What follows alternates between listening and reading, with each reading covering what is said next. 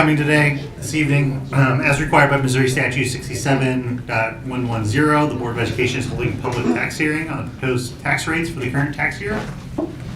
After the tax rate hearing, later in the regular meeting, the tax rates will be voted on by the Board of Education. I'm going to turn it over to the Chief Financial Officer, Carol Embry, who will provide additional information. Good evening, Board.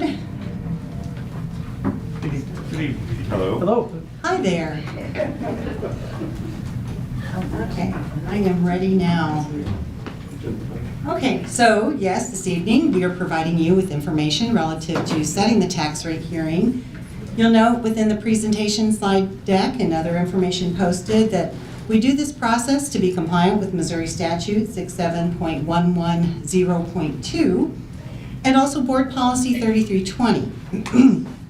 In St. Charles County, our tax rate must be set by October 1st each year, and we do it through an interactive process with the State Auditor Office, also using data from St. Charles County. So basically, we go online and fill out forms and verify that all the data is entered appropriately. This also does provide an opportunity for patrons to provide feedback relative to the information being shared. This next slide reminds you that we have two levies that are set each year. One is the operating levy, the other is the debt service levy. The operating levy, and this is a familiar slide as we've had this in budget presentations and also last year for this tax rate hearing. The operating levy can be placed in any of those three funds, the general fund, teacher fund, or capital projects fund, and the debt service levy must go into the debt service fund. This is the tax rate hearing notice that was posted in the community, and it is, again, representing the data provided by St. Charles County. We're required to post this 7 days prior to the tax rate hearing, and we did that. It is conducted so that, again, patrons have opportunity to hear the proposed property tax rates. The operating levy relies upon the assessed valuation of residential and personal property.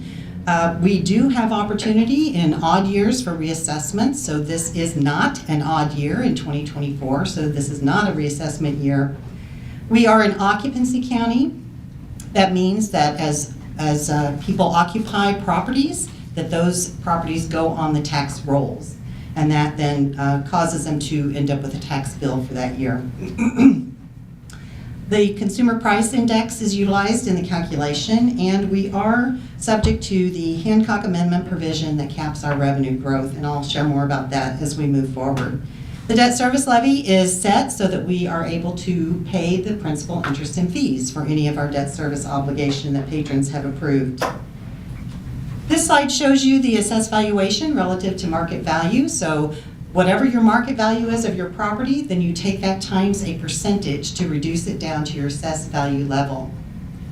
As you can see, residential real estate is 19%, agriculture is 12%, commercial real estate is 32%, and personal property is 33.33%. And I have the statutorial reference for you as well, 137.115. And these are values that are provided statewide. The assessed valuation by primary categories is noted for you. You can see that real estate has grown by 1.68%, and that would be relative to new construction. And then for personal property, we're seeing a reduction in personal property of 3.36%. The net total is an increase of 0.92%, so less than 1%. This is when we compare our values to the same period of time last year. For new construction and improvements, we highlight that because when we are subject to the Hancock provision, that does not apply to new construction or property values that are considered improvements. And so, as you can see, our new construction value is noted at $38,049,262. That shows a growth for this year of 34.79%. And that's a very good growth rate in our community. It's a sign of economic strength, and we are able to capture revenue off of that new construction value. We're not capped on that. This provides you the subcategories within the assessed valuation and the percentage that they represent of the total assessed valuation of $3,853,732,825. And as you can see, residential property is the greatest contributor to our assessed valuation data in our community for supporting Francis Howell School District. 74.71 residential, commercial 10.35%, agricultural is 0.14%, personal property is 14.38%, and railroad and utility is 0.41%. These numbers all represent after Board of Equalization changes, and so we do receive a preliminary assessed valuation. Oftentimes that can be in July, it might be early August, and then we receive the final after Board of Equalization numbers in time to set the levy. So typically that would be at the end of August for our community year. This slide shows you the assessed valuation history, and you can see that during this 10-year span from tax year 15 to 24, the average increase is 5.79%. The average increase in reassessment years or odd years has been 6.1%. A lot of that is attributed to that increase we experienced last year. And then our average increase in non-reassessment years would be 1.49%. And again, that's all absent any new construction implications. So this slide tells you a little more about the Hancock Amendment and our hold level, basically, is what it is. So we are allowed to grow revenue. It's always based on the total revenue calculated. We are completely capped at a 5% increase. But that would be the highest that we could go. The actual assessed valuation is one factor, and again, that's 0.92%. The inflation rate that's based on the Consumer Price Index from December of the prior year, and that at this point in time is 3.4%. So it's always the lowest of those three. And so in this situation, we are capped at a 0.92% growth for our revenue increase. The State Tax Commission provides that Consumer Price Index. You can see it's fluctuated pretty significantly, and we're not surprised by that, given all the other economic impacts that have been experienced over the past several years. And in the 10-year span, we've had an average of 2.82%. The low was 0.7% in tax year 2016, and the high was in 2022 at 7%. This slide shows you our proposed tax rates using the assessed valuation data after Board of Equalization review. The requested operating levy is 3.4191 cents, and the requested debt service levy is 0.6713 cents, the same as it has been for several years. And this includes a rollback of the state auditor calculated levy. Our debt service levy technically calculates out at 86.04 cents. So there is a rollback included in that. The grand total levy would be 4.0904. In comparing that to the prior year, it was 4.0878. So this is an increase of 0.0026 cents. So much less than half of a cent even. So the information that is provided here also shows you that the change in operating is from 3.4165 to 3.4191, and that's where that 20.0026 cents rests. This slide shows you that we had a tax rate of 4.0878 last year. You may recall that in April we provided you within the board docs agenda the projected tax liability notice, and at that juncture we had projected that it would be 4.0881, and that was based on December values. So the state auditor, or rather the local assessor, provides us with values, or the county clerk does, and we use those values then to calculate. They provided by March 15th each year. We use those values to calculate the April anticipated tax levy. It's not a binding levy, but it's a requirement of Missouri statute. So this slide shows you our preliminary to final, and this again is relative to the different categories for assessed valuation. It shows you the Board of Equalization changes that occurred during that window of time between the preliminary and the final information. And it also shows you the new construction changes that were impacted by Board of Equalization process.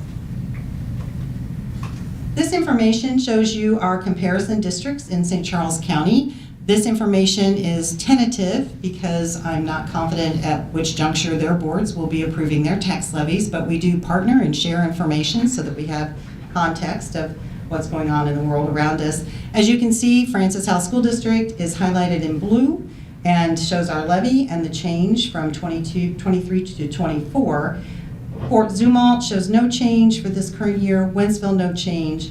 St. Charles County, or City, is showing 0.0097 increase, and Orchard Farm is showing a decrease of 0.0030.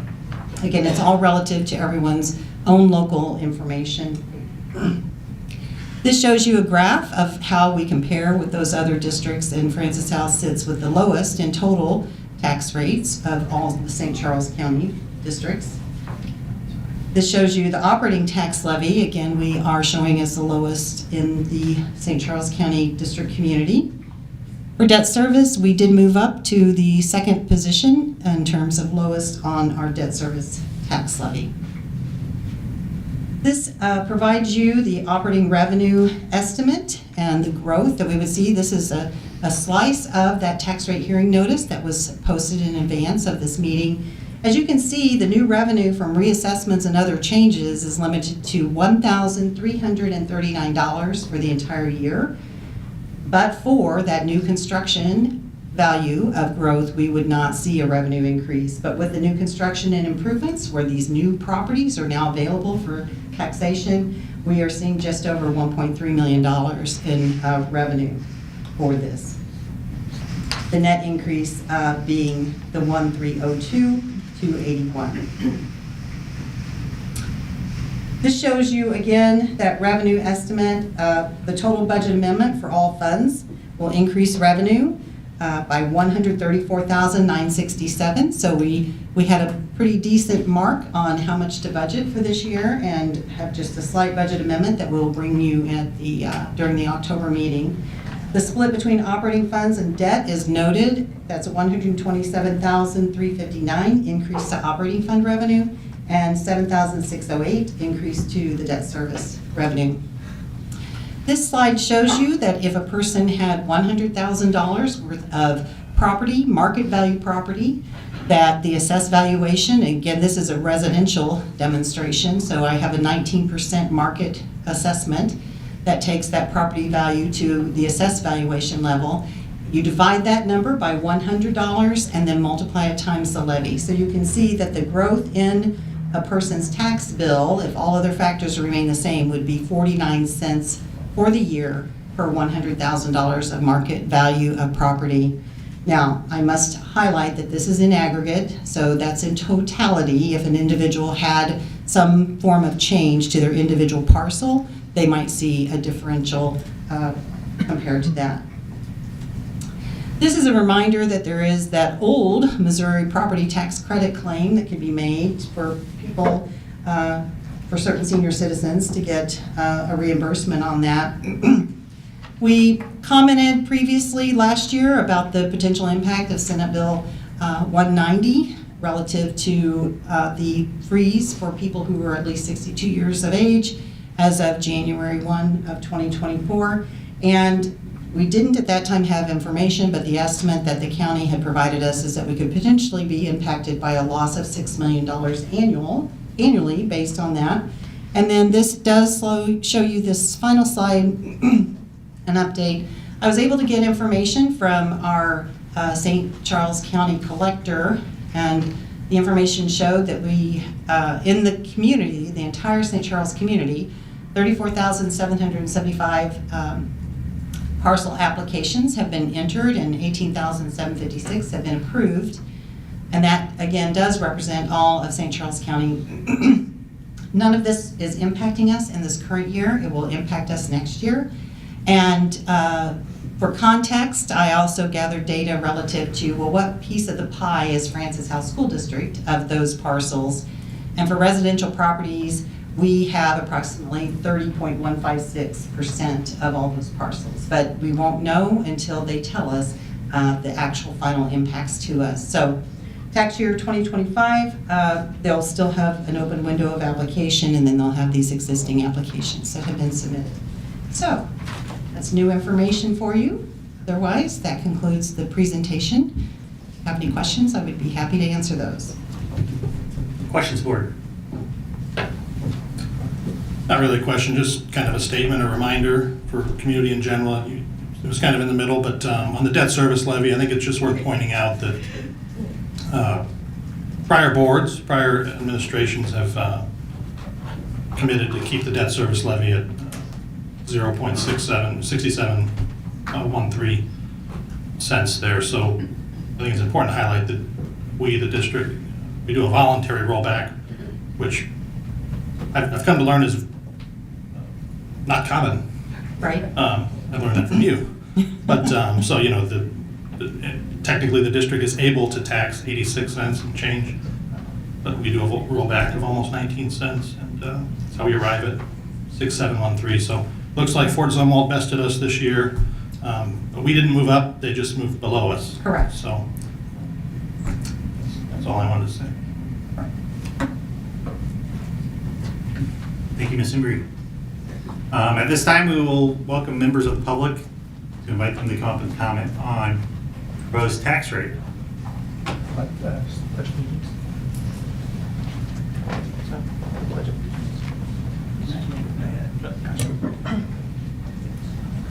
Is there anybody that wants to speak on taxes?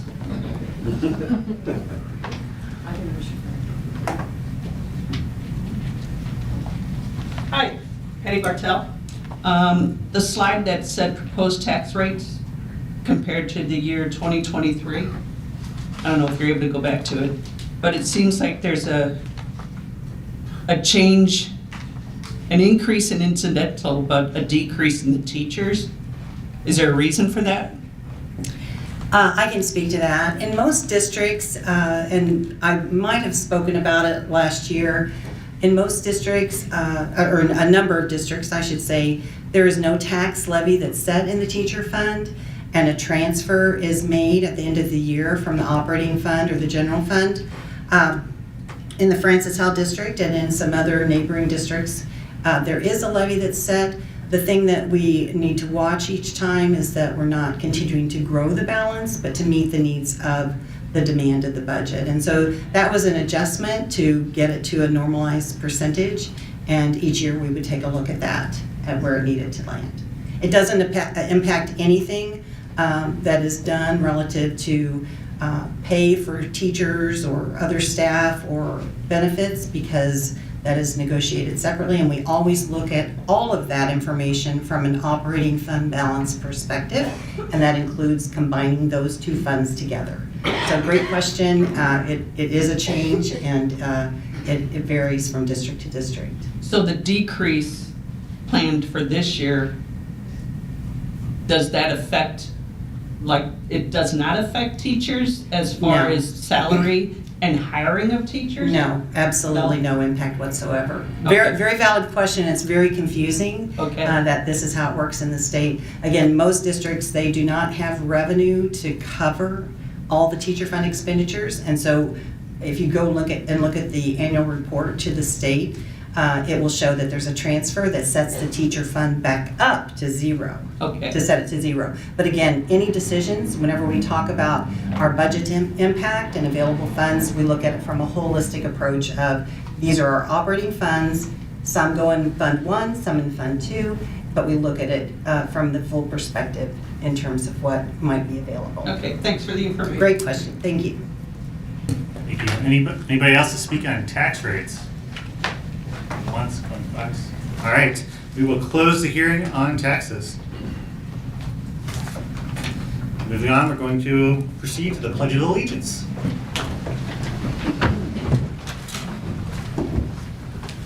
I pledge allegiance to the flag of the United States of America and to the republic for which it stands, one nation, under God, indivisible, with liberty and justice for all.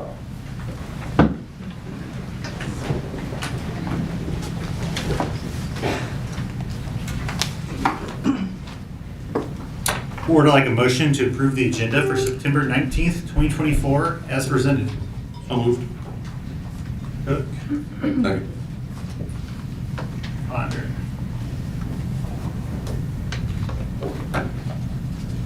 President Bertrand, Yes. I'd like to make a motion to remove policy and regulation 0360 from the agenda, please. So we have a motion to amend the agenda Second. to remove policy 0360, policy and regulation 0360. First by Director Ponder and second by Director Cook. All those in favor of the motion, say aye. Aye. All those opposed, say no. Ayes have it. All right, so now we have a motion to approve the amended agenda for September 19th, 2024 as presented. All those in favor say aye. Aye. All those opposed say no. Ayes have it. Next, we're going to do a special recognition for our bus driver competition wins. Ms. Jules.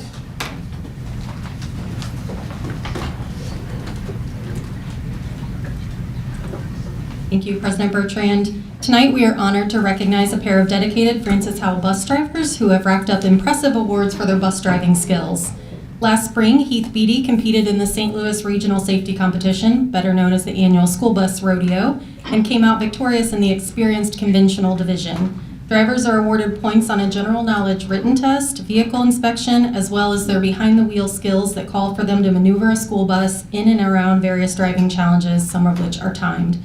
Heath, with 29 years of experience, has participated in the annual competition for 6 years and placed several times, but this year took home the coveted first place trophy. As a trainer for the past 6 years, Heath helps new recruits sharpen their safe driving skills. We also have the honor of recognizing Hannah Scharfenberg, a bus router and driver who placed first in a state safety competition sponsored by the Missouri Association for Pupil Transportation, or MOAPT. The competition tests the skills and expertise of school bus drivers across Missouri in various safety-related challenges, including vehicle inspection, driving skills, and emergency procedures.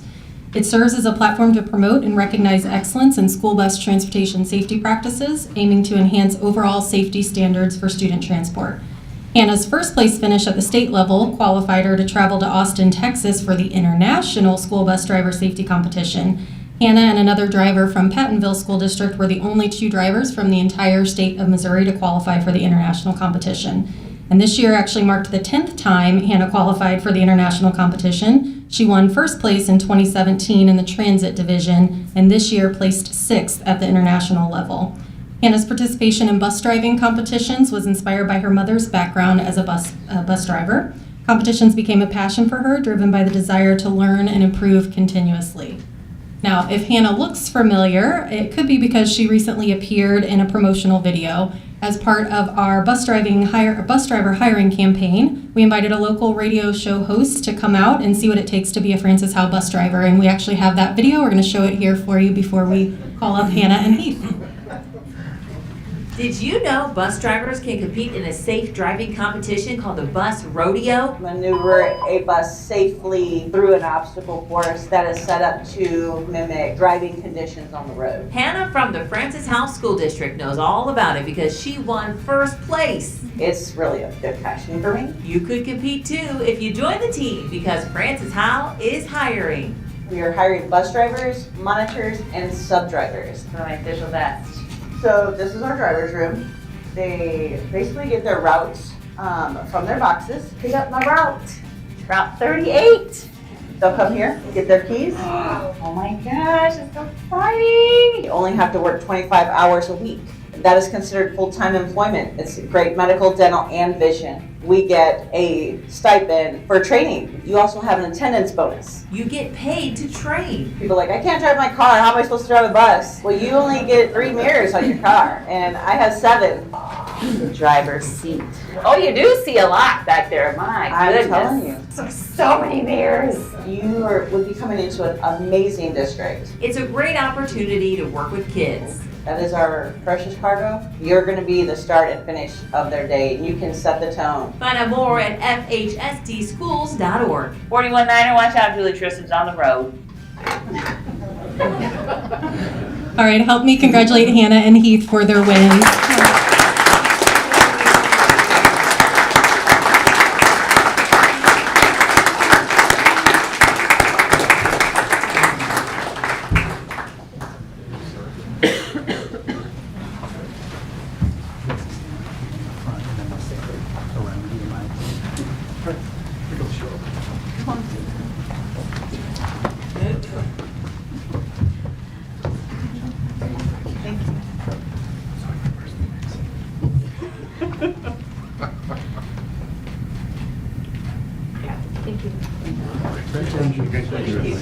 Thank you.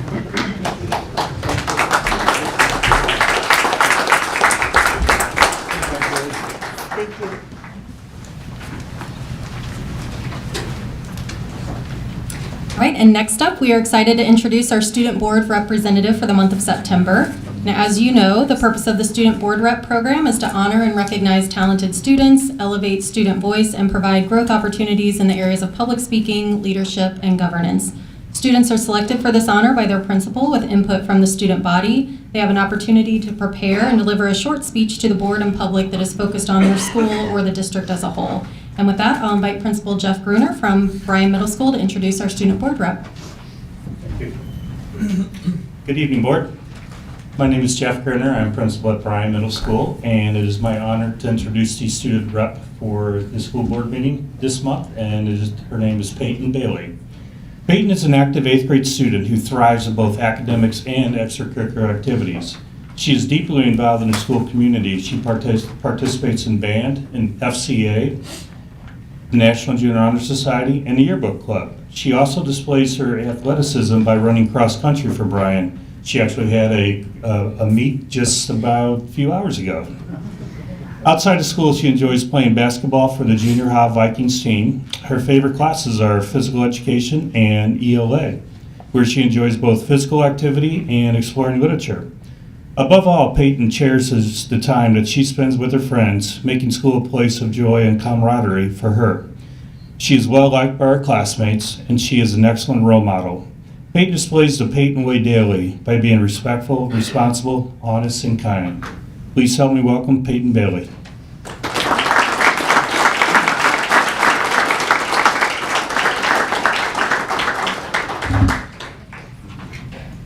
Thank you, Mr. Gruner. I'm really excited to be speaking today, and I just want to take a few moments to share how much I love our school and why it means so much to me. I transferred to the Francis Howell District to Independence Elementary School during the 4th grade during the pandemic. I was really nervous to start a new school, but that quickly changed. I had previously struggled with reading through 1st through 3rd grade, and I needed extra help with reading, but as soon as I transferred over, that all changed. I now am a decent reader, and I really love to read. As soon as I started at Bryan, I knew it was going to be great. The moment that I walked through those doors, I felt extremely welcomed. I've met so many amazing people, and it's incredible how we all support each other. It really feels like we're all a big family. One of the things I really appreciate is how much our teachers make every lesson engaging and fun. I have participated in hands-on projects, experiments, and exciting discussions. My teachers take the time to help me understand things better and are always encouraging me when I need it. It's clear that our teachers care a lot about our success. I've also had the opportunity to join a number of clubs such as STUCO, NJHS, Yearbook, Intramurals, the Francis Howell Feeder basketball team, and now cross country. I've been a part of the Bryan Francis Howell family. Being a part of the Bryan Francis Howell family has provided me with the support and education that I need, and has opened many doors for me, such as being invited to the Joseph Baldwin Academy this past summer. A big thank you to our principals and counselors and everyone who works behind the scenes, the office staff who always has a smile on our face and a helpful answer to the custodians that keep our school clean, and our resource officer who keeps us safe, and thank you for all of your hard work. It does not go unnoticed. You help make our school a better place so we can feel safe and cared for. In closing, I just want to say how grateful I am for everything that our school offers. It is more than just a place to learn. It is a place where we build memories, friendships, and a sense of who we are. Thank you for everyone who makes our school such a great place, and it's awesome to be there. Thank you guys for listening.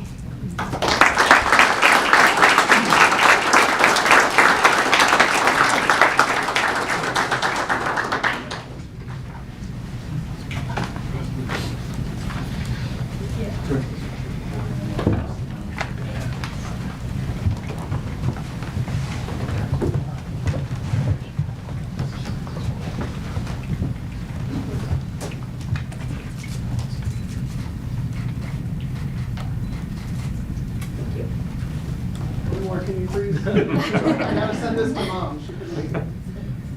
Thank you, guys.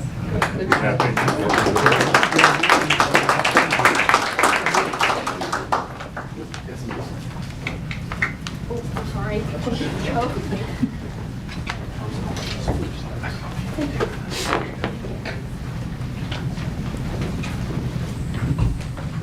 Katie, we just want to welcome you and just remind you that you are a gift to the whole district. While you're here, you can ask questions or share opinions at different points. And if you want to do that, just kind of elbow me and I'll be glad to let you know if that's the right time. But we're just glad that you're here. Just like the flag is a symbol of what we do and why we do it, you're a symbol representing all the students of what we do and why we do it. And we're very thankful that you're here today. Thank you so much, Pete. Thanks for joining us. Up next, we have public comments. During patron comments, residents of the district and staff members are invited to address the Board of Education on issues related to the school district. Speakers are called forward in the order of sign-up, and each speaker has 3 minutes to make their remarks. Please remember that only one speaker is allowed at the podium at a time, and combining time or giving your time to someone else is not permitted. The board appreciates that you have taken the time to come this evening, and we value both your input and perspective.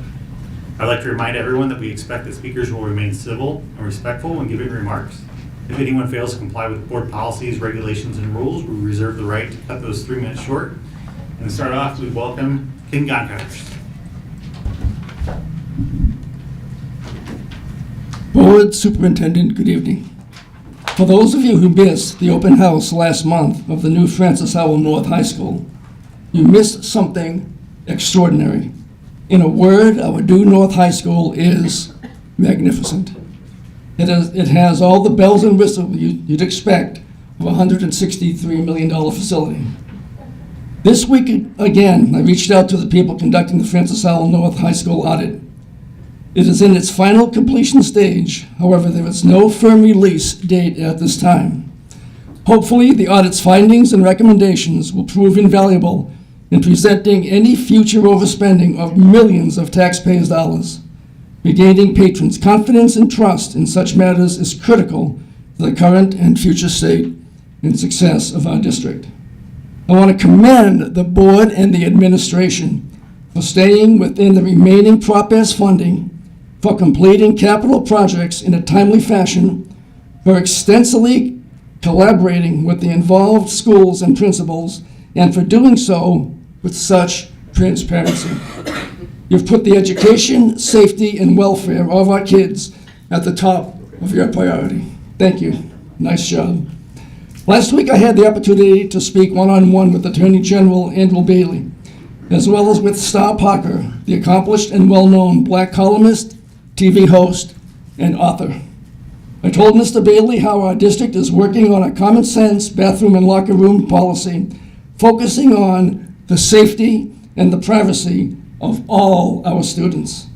I emphasized to him that our district is being extraordinarily and painstakingly conscientious and meticulous in approaching any legal actions that may be taken by activists in our community. Unlike the bathroom policies implemented at Blue Springs and Platte County, he saw no problems with our approach. None. Regarding Star Parker, it may be beneficial to examine her approach and thoughts on ways to address the delicate issues of equality, equity, DEI, racism, CRT, bullying, gaslighting, and activism. Star is widely read, has reaching appeal and influence, and is the founder and president of CURE, the Urban Renewal and Education Organization. You can read her weekly column in the Mid-Rivers News magazine. Perhaps she can be helpful in bringing ideas on how to move forward in handling such issues. It's time to stop the vitriol, the hateful posts, the demonizing of our school board members, and focus our attention and efforts on what really matters. Safe classrooms with the highest academic standards and a nurturing culture for all. Thank you. Thank you. Time is up.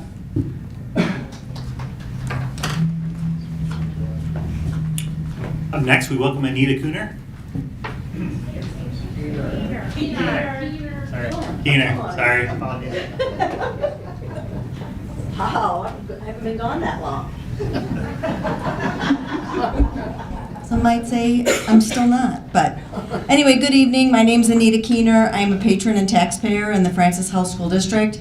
Tonight we are coming forward with several policy. One of them was changed last night. Why? And when these get changed on Wednesday, we have looked at board docs early in the week.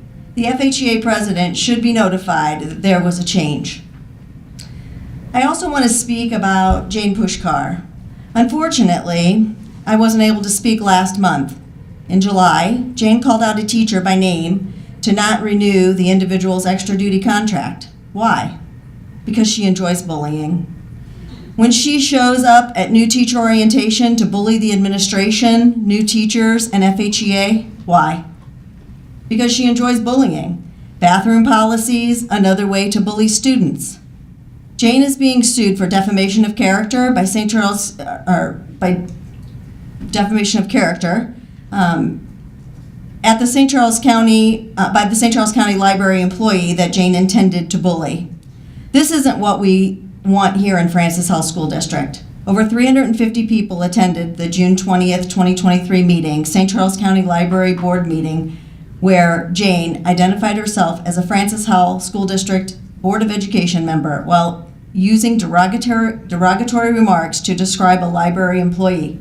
Pushkar referred to a library worker as a transvestite, and this person's purpose at the library was to indoctrinate children. The term transvestite is typically understood by reasonable persons as derogatory. Pushkar used the term intentionally to incite hatred in a public forum toward a library worker. Pushkar's statement that the library worker's purpose at the library was to indoctrinate children was intended to be understood as an alleged intention to indoctrinate children into a life of alleged sexual misconduct.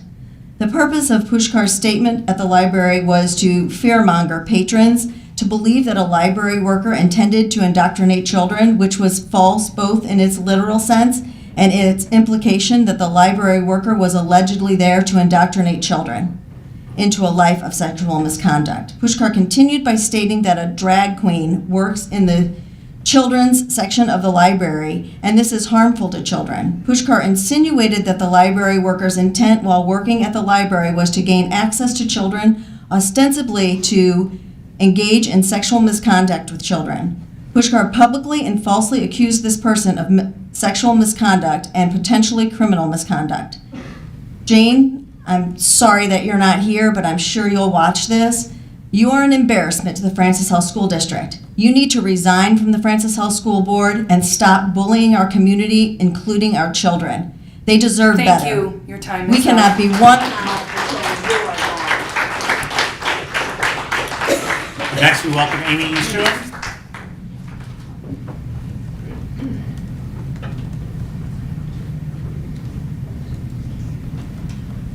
Good evening. My name is Amy Easterling. I have lived in the district for over 20 years, and I have 2 children who are graduates. And I've also been consistently attending these board meetings for more than 2 years now. Over the last couple of years, I have watched the temperature in our district rise and the way we talk to each other devolve. Let me be clear, I am not here to restrict anyone's right to free speech, and I also acknowledge that hurt and fear from all sides of our community can result in strong emotions and perhaps not so polite interchanges. However, I am speaking tonight in support of the proposed modifications to Policy 0340 by Director Owens. As leaders, you should be held to a higher standard of decorum when speaking not only to and about each other, but also when speaking to and about our teachers, parents, staff, students, and community members. As someone who ran for the board, I do know what it's like for people to be rude, cruel, and downright invasive. It sucks. And as humans, I understand that we all have an impulse to snap back. However, you were elected by the voters of this district, you signed up to be a leader, and in my opinion, that should be someone who sets the standards of behavior. And I could pause now and I could list a bunch of examples of where I personally think some of you have failed in these standards. But I'm not going to do that. What I would like us to do is to move on from the past and commit to doing better in the future. If we could all listen, have empathy, and speak with kindness and respect to even those who you disagree with, I ask you as leaders to commit to this. I would like our community to pay attention to the vote on 0340. If we end up with 2 for and 5 against, I think it's going to be pretty clear that 5 of you are not ready to embrace our entire community, but care more about winning. If you are a voter in the Francis Howell School District, please really consider what you want to represent you as your school board. Do you want directors who will say yes to, and I'm going to quote the statement, to avoid inappropriate or disparaging remarks in and out of board meetings about other board members, parents, staff, and students, or their opinions? Or do you want directors who are so mired in the politics and culture wars of their backers that they can't even agree to be nice? The next election is April 8th, and we'll remember. Thank you. Next, we welcome Carrie Zilkowski. Good evening. Just a quick shout out to FHN. We had conferences last night. The place was packed. Great job, teachers, admin, coaches, sponsors, all that kind of stuff. I'm here tonight to talk about policy 6241 and some confusion. I saw it was back on the agenda. I was here at that really, really long meeting last month. And I thought the additions of no hate speech, no false science, no fake historical claims, I thought those were pretty agreeable. I think most of us want really strong instructional materials for our students. I guess the community is kind of confused too. I read an article this morning published by NPR about it. And I emailed the other day because I had a few questions. Thank you, Director Owens. Thank you, Director Cook, for emailing me back. And I was kind of interested in Director Cook's response. So I'm actually going to read it today because it was surprising to me. So, and if you want to see it, I can show it to you later or you can sunshine it. It says, Ms. Zilkowski, I'm not able to discuss the recommendations of our legal counsel. I ask that you find it in your heart to trust that our educators will select the resources that are educationally suitable, as they have done for decades already. If by some chance you feel that there was an oversight, policy 6241 affords you the opportunity to challenge certain resources if you feel one of them is educationally unsuitable. And that was from Director Cook. And I just thought, wow, gosh, we're on the same page. That's awesome. We agree. I've spent 2 years up here saying that trust the educators. I've sent emails, trust the educators. I've been volunteering on committees, trust the educators.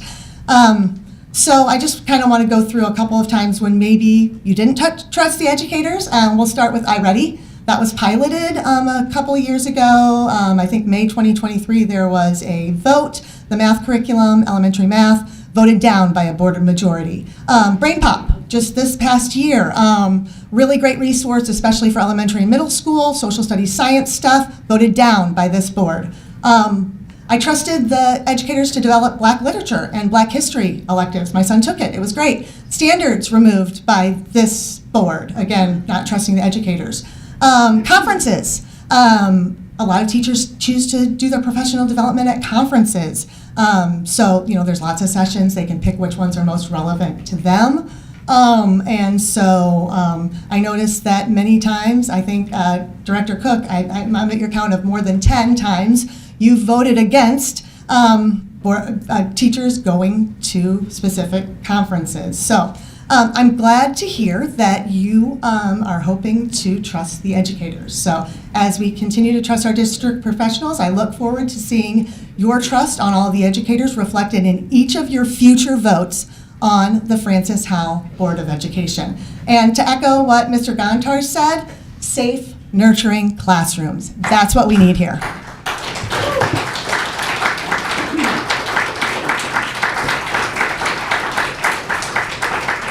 Next, we welcome Amy G.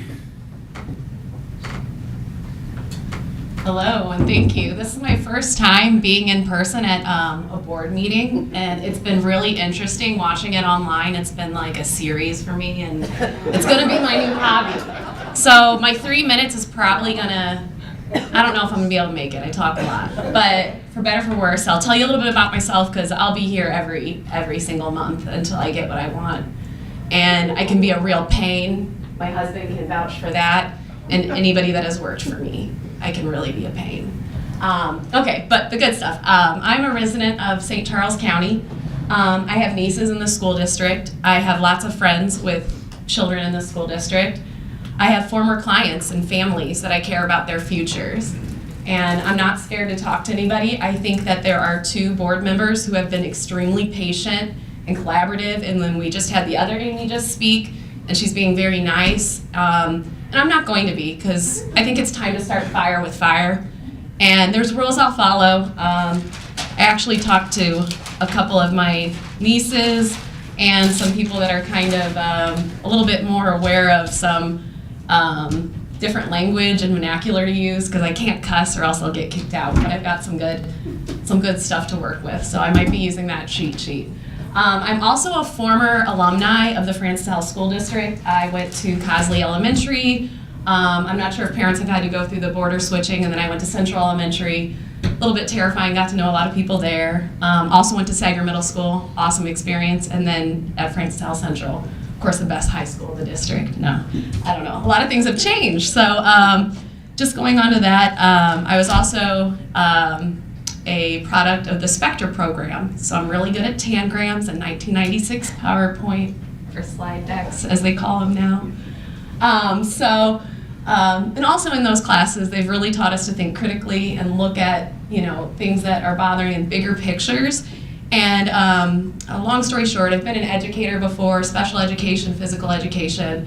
Right now I'm a behavior analyst, board certified behavior analyst, so I look at things very analytically and I look at things objectively, and I help come up with definitions for those. And last week's board meeting was just like really frustrating for me to watch, because they wanted to go loosey-goosey on policies. And I know I'm a younger person and I've just been involved with doing policies at my new job, and you need to be good at it. And to have the people in the middle of the rows just challenging them and shutting them down, it's really frustrating. And I just want to end with, okay, I don't know if I have enough time. These are all the problems I have with the board, so we're going to get through those, but I like to prioritize the problems. And I think the racism and the transphobia that you guys are doing, it's awful. And I wish Jane were here, because I would like for her to step down. She is my first person. I don't like what she's doing and she's bringing to the community. Thank you. And Your time is up.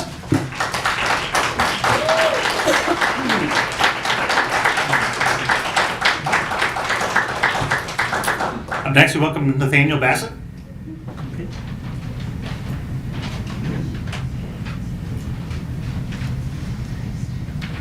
Members of the board, administration, and district patrons, greetings. Growing up, I was a big fan of reading Rainbow, as I'm sure many of you were as well. LeVar Burton would describe new stories to us that I had yet to read, and he'd encourage us viewers to use our imagination, diving into books for new experiences and new ideas. And it's been my experience that those who love to read at a young age soon come to love learning. This morning, STLPR reported how Francis Howell School Board may allow hate speech, false information in school materials. That was published at about 6 a.m. this morning on STLPR. It relates to new policies from Director Cook and others here. Under such policies, new books and materials for students will have to be approved or censored by this board. Currently, there are 1,456 current items in board docs awaiting approval. I collated the whole list, 136 of which are labeled as young adult. These titles include Lizzie Rockwell's Am I a Frog?, Mo Williams' I'm a Frog, as well as Roald Dahl's Matilda, which you may have read, and a series called The Dangers of Drugs, Alcohol, and Smoking. So these are among the materials that the board wants to approve or censor, but seriously, how will they decide what should and shouldn't be in our schools? The metric for their choice is educational suitability, which has yet to be defined. So since reading can take you many places and teach you many things, I made a search to figure out what that meant, and I read Ryan L. Schroeder's 2021 note in the Iowa Law Review titled How to Ban a Book and Get Away with It, Educational Suitability and School Board Motivations in Public School Library Book Removals. I learned how the Supreme Court addressed this issue in 1982. This was the last big landmark decision. There's been a couple others that play into it, but this was a Supreme Court decision, which decided that books may not be removed simply because, quote, school officials disliked the ideas contained in those books and sought by their removal to prescribe what shall be orthodox in politics, nationalism, religion, or other matters of opinion. By some happenstance, some of that language is identical to Director Cook's Policy 6341, which passed last meeting. A dissenting opinion from Chief Justice Rehnquist, noted how the political stance of a book and the book's content are often inextricably linked, making it nearly impossible to parse the school board's decision-making process for a clear motivation behind their removal decision. Schroeder argues that school boards to date have avoided legal liability through pretextual justifications for their censorship choices. But Adam Bertrand, Randy Cook, Jane Puskar, and other members of this board are banking on past failure by courts to investigate school board motivations with sufficient depth. And given this board's extensive record in public documents, sunshine communications, and local talk show radio appearances, I'm fully confident that a future court will have no shortage of evidence showing this board's book censorship plans are motivated by their orthodoxy and their ideology. In the words of LeVar Burton, take a look, it's in a book. I love to learn, I hope you learn too. Thank you. Your time is up.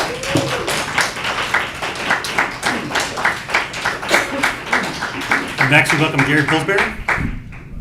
Good evening, Board. I'd like to start by thanking Dr. Rumpus for the important safety reminders he shared with the community last week. Thank you. I'll turn my remarks to the policies and regulations up for second reading and vote tonight, specifically Policy 6241 concerning challenge materials and Policy and Regulation 0380 concerning electioneering and changes proposed by Director Cook. My concern with 6241 isn't so much what has been added as what has been struck through. Quote, every effort will be made to provide educationally suitable materials that present a wide variety of views concerning international, national, and local problems and issues of our times, end quote. Fine, right? But it's the part that Director Cook has seen fit to strike through. The part that reads, quote unquote, except for hate speech, false science, and false historical claims. So now these things are on the table? Can someone please explain to me how our students benefit from materials about flat earth or presenting both sides of the bigotry and hate that fueled the Holocaust? Because frankly, I fail to see it. If Missouri and the district want to continue to make headlines in all the wrong ways, I guess this revision makes sense, but otherwise it doesn't serve students. Could I just ask that instead of putting all of these policies under a microscope, could we consider these wise words shared in email earlier this week? Quote, I ask you to find it in your heart to trust that our educators will select resources that are educationally suitable as they have done for decades already, end quote. Director Randy Cook. Turning to Policy and Regulation 0380 concerning electioneering, I'd like to first say that informing voters and affording citizens robust First Amendment protections is a good thing. And these proposed changes all contribute to a less informed voting public and stifled speech, which I find fascinating given that the PAC that carried Director Cook and Bertrand to victory in 2022 regularly conducted their political efforts on district property, including at one point selling t-shirts. PAC members sued the district on First Amendment grounds and won, I might add. Some questions. How will the district prevent this policy from favoring certain viewpoints or political perspectives, thereby modeling fairness and inclusivity? Will this policy impact student-led activities that involve political topics or civic engagement? What specific safeguards are in place to prevent viewpoint discrimination, especially considering the board's previous decisions to remove diversity-related statements? Were the successful campaign activities of specific candidates during the last cycle a factor in proposing all of this? How does the district justify the need for this policy if similar activities have occurred without issue in the past? I, like the majority of my fellow community members, want to ensure that the policies are fair, legal, and serve the best interests of the students, staff, and this policy as it's presented leaves me unconvinced it will do any of that. I recognize you and your fellow conservative board members have the majority, and it will likely pass, but I'm placing my comments on record. And if my fellow community members are unconvinced that these same 5 members will not do the right thing, if they're unconvinced they will do the right thing to protect these First Amendment freedoms and election activities as they've been in place without issue for years, I ask you to check out No to Randy Cook for FHSD.wordpress.com and vote for candidates who will uphold those freedoms in April. Thank you.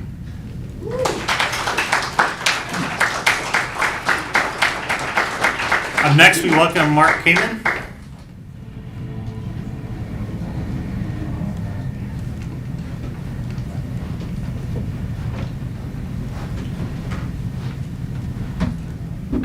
Good evening, everyone. I am here not to weigh in on the existing war and whether or not pineapple goes on pizza or not.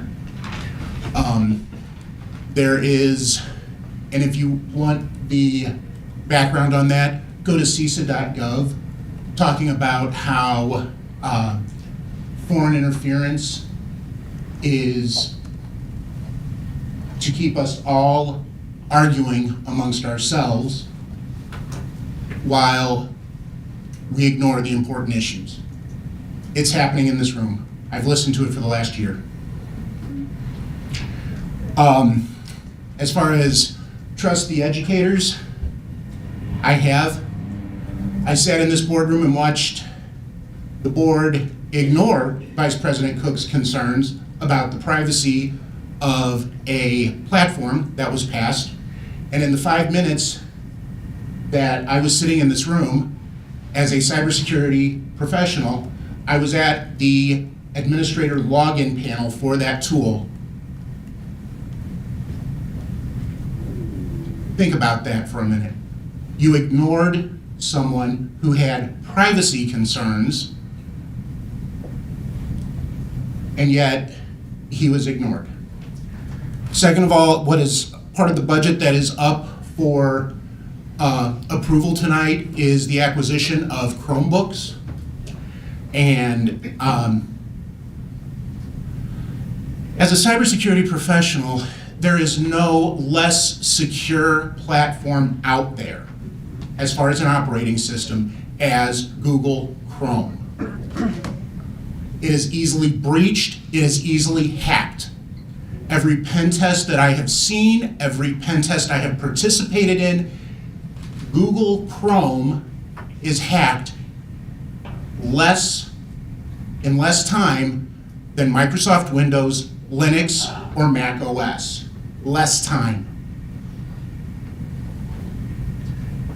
Google is being chased out of the European Union, and, well, I shouldn't say being chased out of the European Union, but being chased out of European Union schools over privacy issues.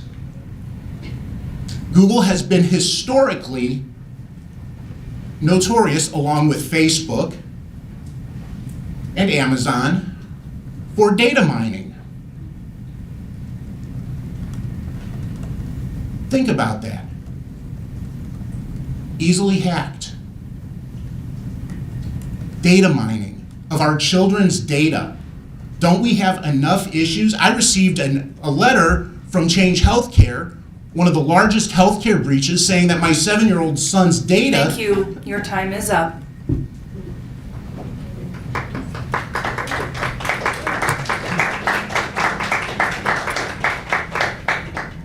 Up next, we welcome Nancy Sularski.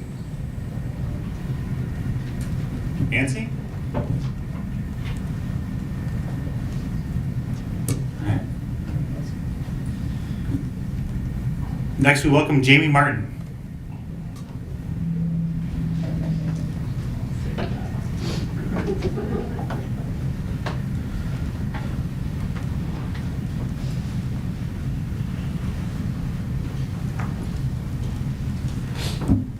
Good evening, board, community. My name is Jamie Martin. I'm a mom of 3 current Francis Howell students and 1 recent graduate. And tonight I'd like to talk about excellence. Good leaders know that the most effective teams are those that adapt to change to remain focused on their goals. In Francis Howell, our first priority is student success. So let's consider what it takes to drive academic excellence in times of conflict and change. Now, every generation brings folks who push change and progress and folks who resist. We can balance innovation and progress with tradition and order, but every generation comes with change nonetheless. Our focus on delivering a high-quality education and building valuable leaders of the future must remain constant. Unfortunately, in Francis Howell, instead of cooperation and collaboration, we have battle. Instead of problem solving together to overcome challenges like our fiscal cliff and teacher retention, we're entrenched in culture wars no one is winning. And because no kid can learn in a war zone, it's our children who lose the most. When they have to hide who they are or face constant slurs and discrimination because of their appearance, learning suffers. When the language to address those slurs is restricted and adults push the toxic climate and culture under the rug, performance drops. Each month, the board has the opportunity to focus and deliver on student excellence. But tonight, instead of investing in some of the highest quality teacher training in the nation, we have political objections to funding the necessary travel. Instead of leaving content decisions to librarians and parents, the board has turned to micromanaging, spending more time defining what is or is not appropriate on our shelves than we do crafting boundaries around the hate speech our children hear on buses and in our hallways. Last year, a combined group of over 35 parents and teachers across 22 campuses brought dialogue and awareness to parent-teacher conferences. But the election outcome of that dialogue did not favor the stagnant back-to-basics approach of the FHSD 5, our board majority. So tonight, Director Cook is asking the board to restrict this dialogue. Now, foundational knowledge and skills have their place, but this board's approach is driving away expertise and defunding our resources. It's time to recognize diversity and inclusion as the assets they are. It's time for academic excellence. If your first priority is academic excellence, please look for Francis Howell Forward at francishowellforward.org or find us on social media. We look forward to working with you to ending the culture wars in our district. Let's get back to excellence.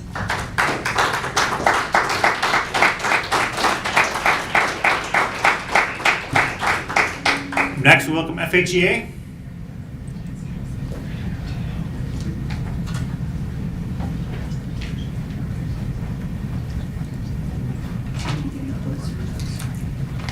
Good evening, board, chiefs, staff, and patrons. My name is Francine Hill, and I am the FHEA president. This evening, we would like to talk about respect.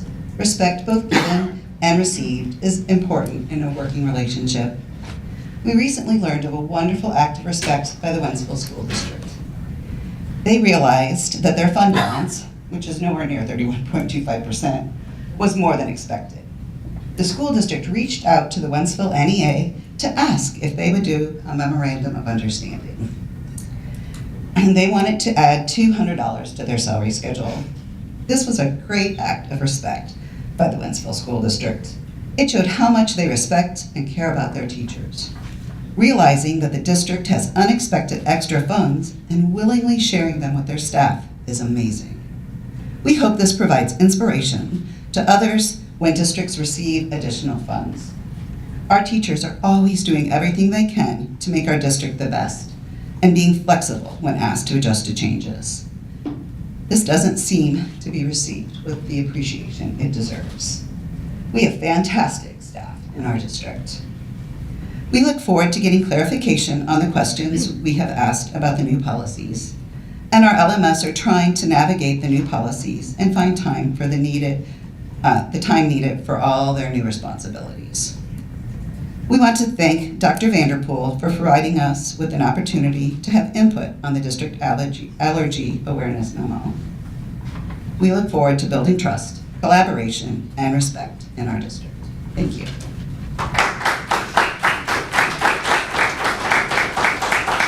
Next, we welcome Peaceville. Good evening, President Bertrand, members of the board, Dr. Rumpus, cabinet, and patrons.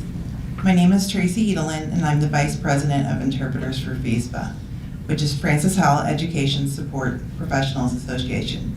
You might remember that I was standing here last month signing at the same time, and I promised myself and my team that I would not do it at the same time today. But I was just informed that my student is watching and it's not captioned. So I will be here, as I forever will be here for my students. This week on Tuesday, the district celebrated IT Professionals Day. FHSD would like to extend our appreciation to all of our IT professionals in this district. Over the course of this year, we were able to add our district IT technicians to FHSD.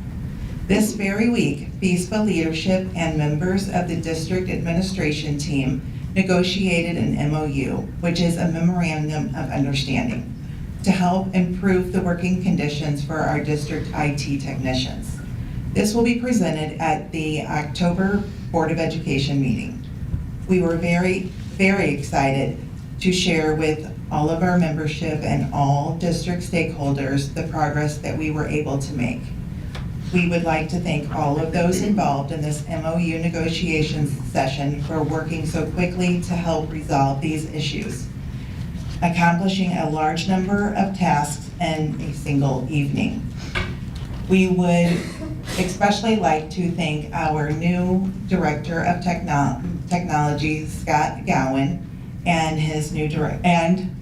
our new Director of Human Resources, Dr. Brian Rich, for all of the footwork that they have contributed in this short time in their position.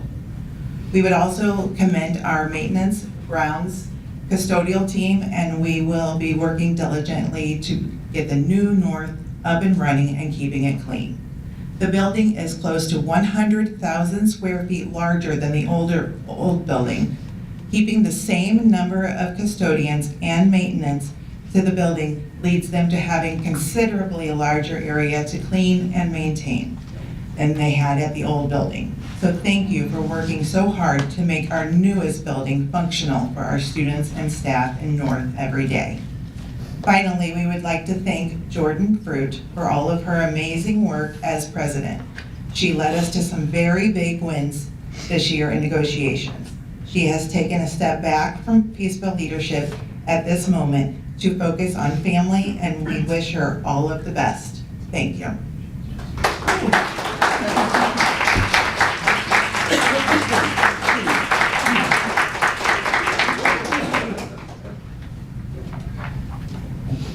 Board, I would like a motion to approve the consent agenda for September 19th, 2024 as presented. Cook. All those in favor say aye. Aye. All opposed say no. Ayes have it. Board, I'd like a motion to approve the travel request number 1, National Council for Social Studies as presented. So moved.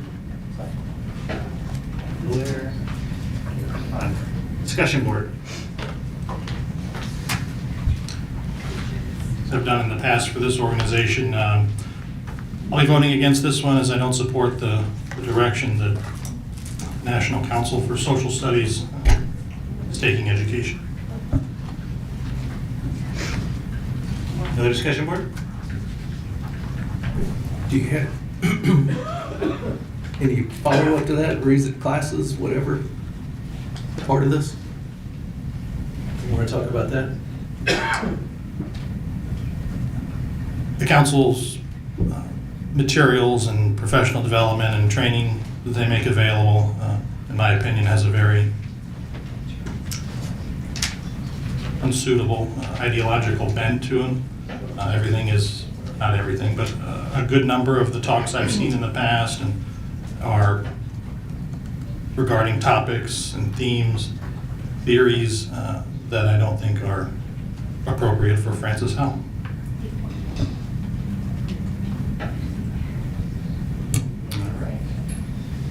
All those in favor say aye. Aye. Aye. All those in favor, What are we voting on? can you say We're voting to approve the motion. The motion to approve travel request number 1, National Council for Social Studies as presented. President Bertrand, could we get a roll call vote on this? We can do roll call. Okay. Go for it. Director Blair, Aye. Director Harmon, No. Vice President Cook, No. President Bertrand, Aye. Treasurer Pushkar is not here, Director Ponder, No. Director Owens. Aye. 3-3.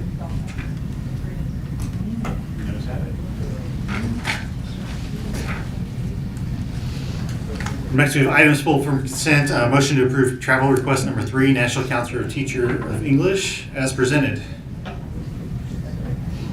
So moved. Mr. Blair. Second. Mr. Harmon. Discussion board. The National Council for Teachers of English is another organization that I'd not researched before, to the best of my knowledge. I've been presented with a travel request to attend a function by this organization. But upon looking into this, much with the prior, many, I would even go so far as to say most, of their content is very objectionable to me, in taking education in places that I think is ruining public education, driving people away from it, quite frankly. So I don't support this direction that they're taking. I certainly don't support any of our educators picking up any of these radical theories and other things that are presented there.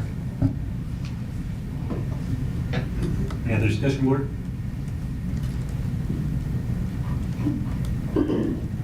All those in favor say aye. Aye. All those opposed say no. No. Roll call. Yes, please. Vice President Cook, No. President Bertrand. Aye. Director Ponder. Nope. Director Owens. Aye. Director Blair. Aye. Director Harmon. No. Just have it. 3-3.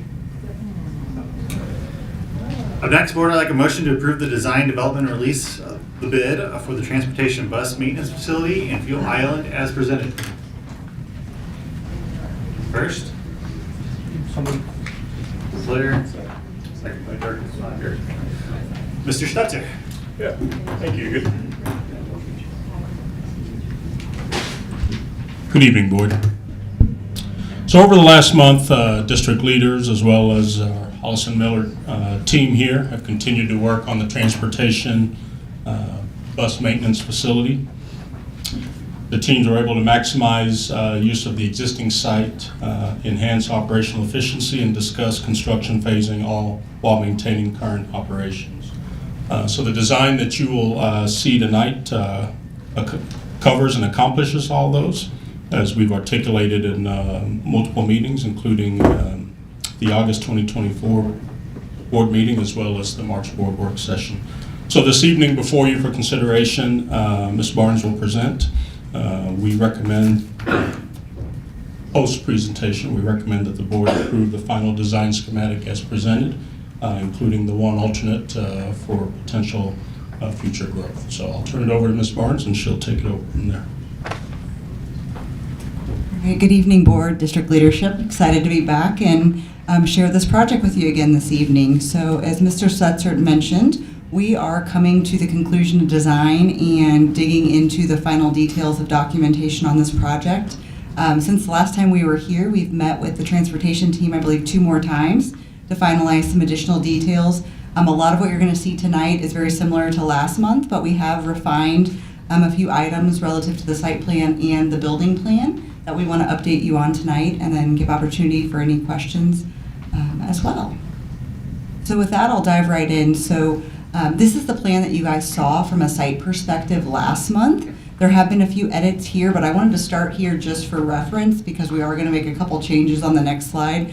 So if you remember, the little white circle in the middle is where your current underground storage fuel tank is, and fueling operations are happening kind of there towards the front of the site. And then just to the right of that, what you're not seeing on this plan, this is kind of the end result, is your current transportation facility that would be demoed at the end of this project to give that additional bus parking once we bring the new facility online. As we walk through this, I think the last time we were here, we were still evaluating that existing underground unleaded tank, which is about 10,000 gallons, to ensure that it's up to today's standards and the life cycle. So we were able to determine that based on Missouri Department records, it was installed in 2004. So we are at the 20-year mark of when that tank was installed. Typically, those fiberglass tanks have about a 25 to 30-year life cycle. So not quite to the end of it yet, but we are getting there by the time this project would be going on. So doing a little bit more digging there, literally and figuratively. I'll make one joke here. As we do this project, even if we were to keep that operational underground for some cost savings, based on the other work going around it, we would have to actually excavate that tank, bring it out, do some environmental testing to make sure nothing is leached into the soil, that sort of thing.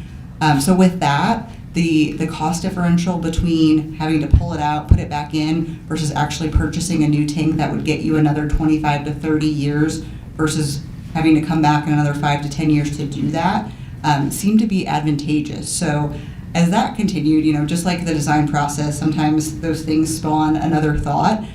We were currently planning to keep the fuel island where it is to save some dollars and efficiencies there. But since we learned that we are going to need to replace the tank anyways, or that would be most advantageous in our recommendation, we started to look at, is there a way to make the site even more efficient if we were to move it?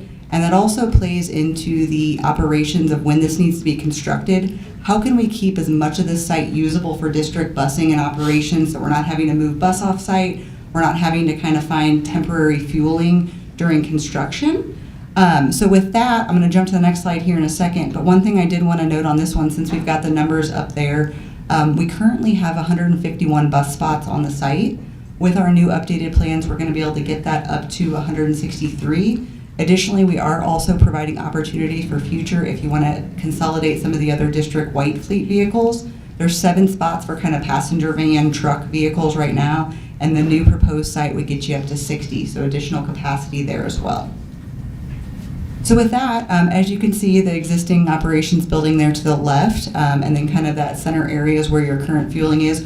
We are actually now proposing, this is kind of the one, I'd say, bigger change that we're bringing back tonight, is moving that fuel island actually closer over to the new transportation center to get some additional efficiencies with the bus parking layout and also clean up some of that circulation.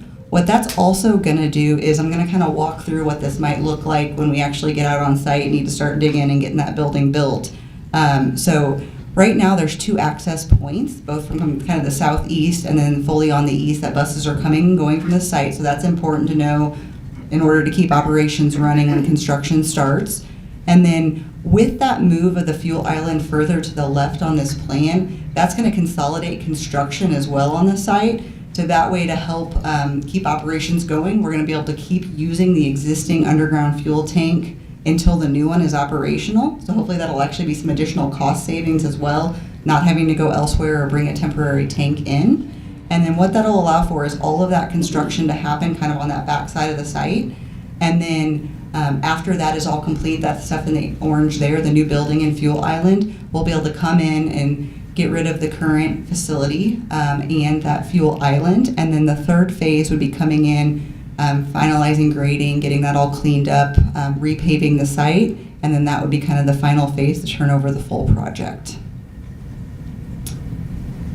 One of the things I think we shared with you 2 months ago was kind of that initial fuel island design. And again, with that shift here, this is where the final design has landed as of today. We would be replacing the 10,000 gallon unleaded tank for the same amount there. Currently, there's only a 500 gallon diesel tank that is above ground. Again, with us going and putting a new tank underground, we are proposing that the diesel goes ahead and goes underground in that same vault as well. Keep everything consolidated, will help fueling operations be more efficient. And then we are also looking at upsizing that to 5,000 gallons because some of the newer buses are diesel currently, just to protect, kind of future-proof that. The cost difference between a 500 gallon, 1,000, 5,000 is not that much when you look at that kind of from a future-proofing. So that's the current recommendation to give you that flexibility into the future.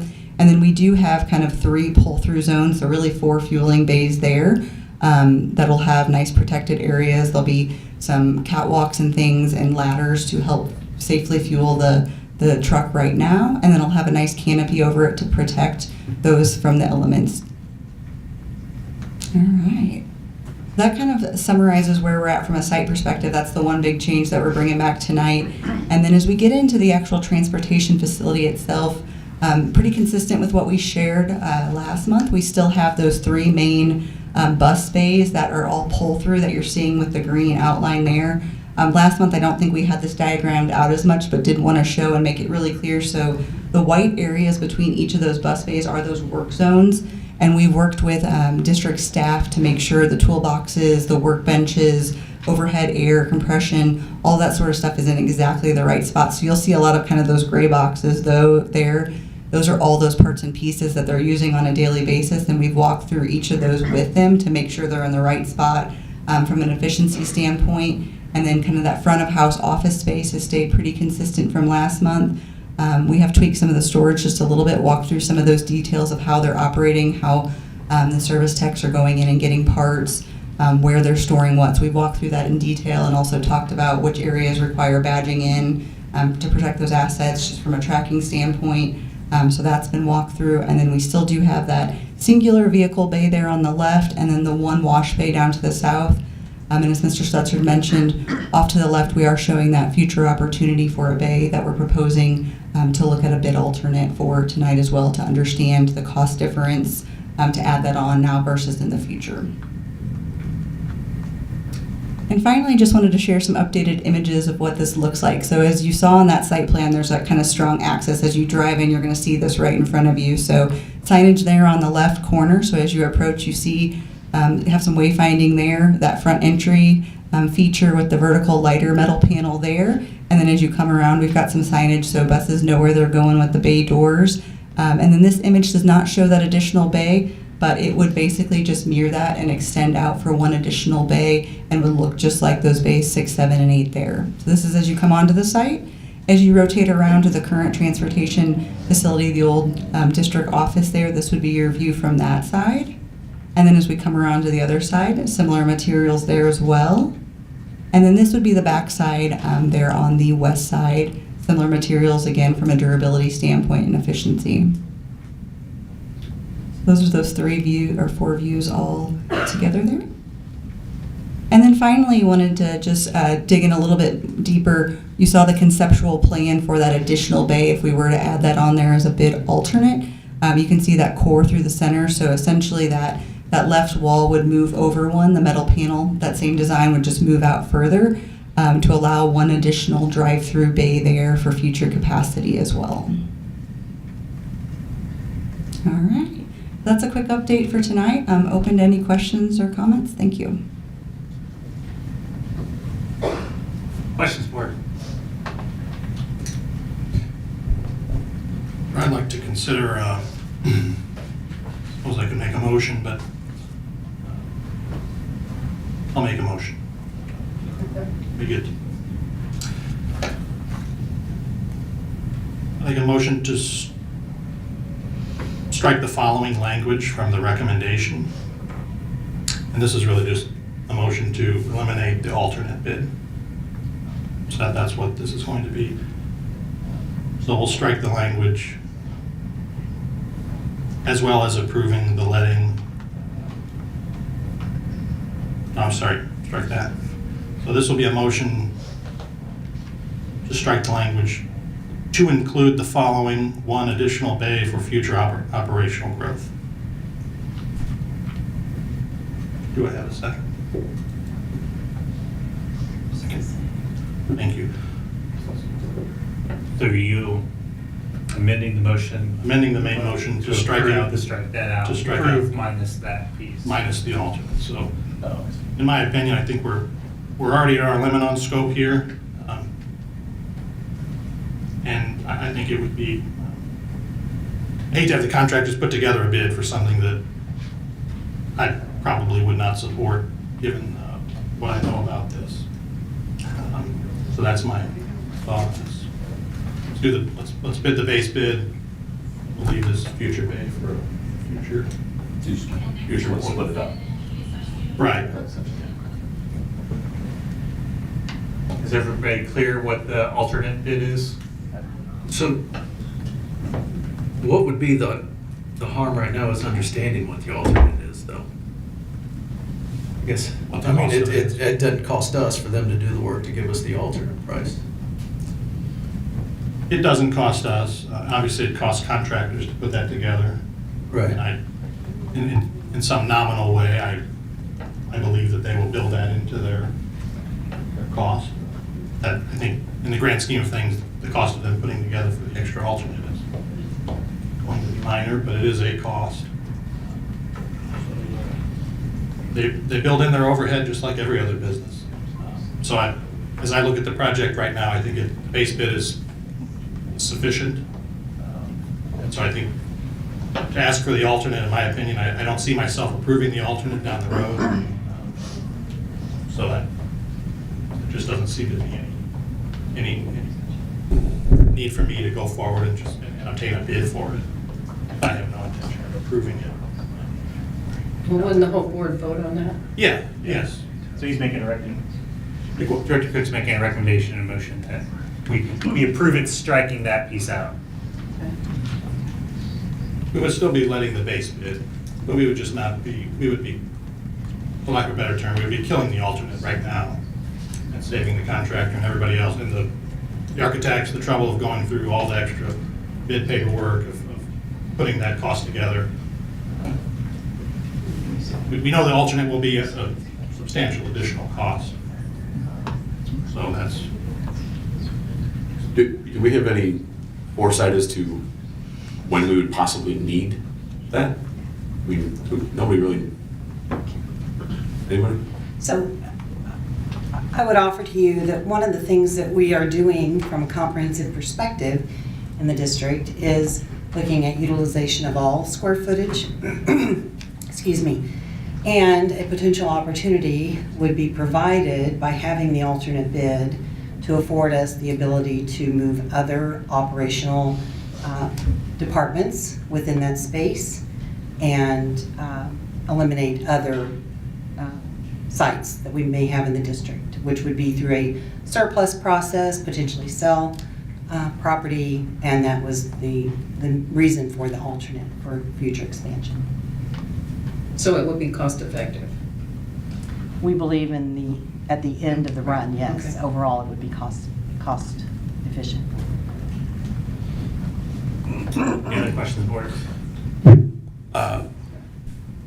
Mrs. Emery just mentioned that we at times have a space issue. And one of the things that popped into my head, if you can go back to Jane, if you can go back to the, just the overview, the most recent overview of the project. Yeah, keep going. Keep going.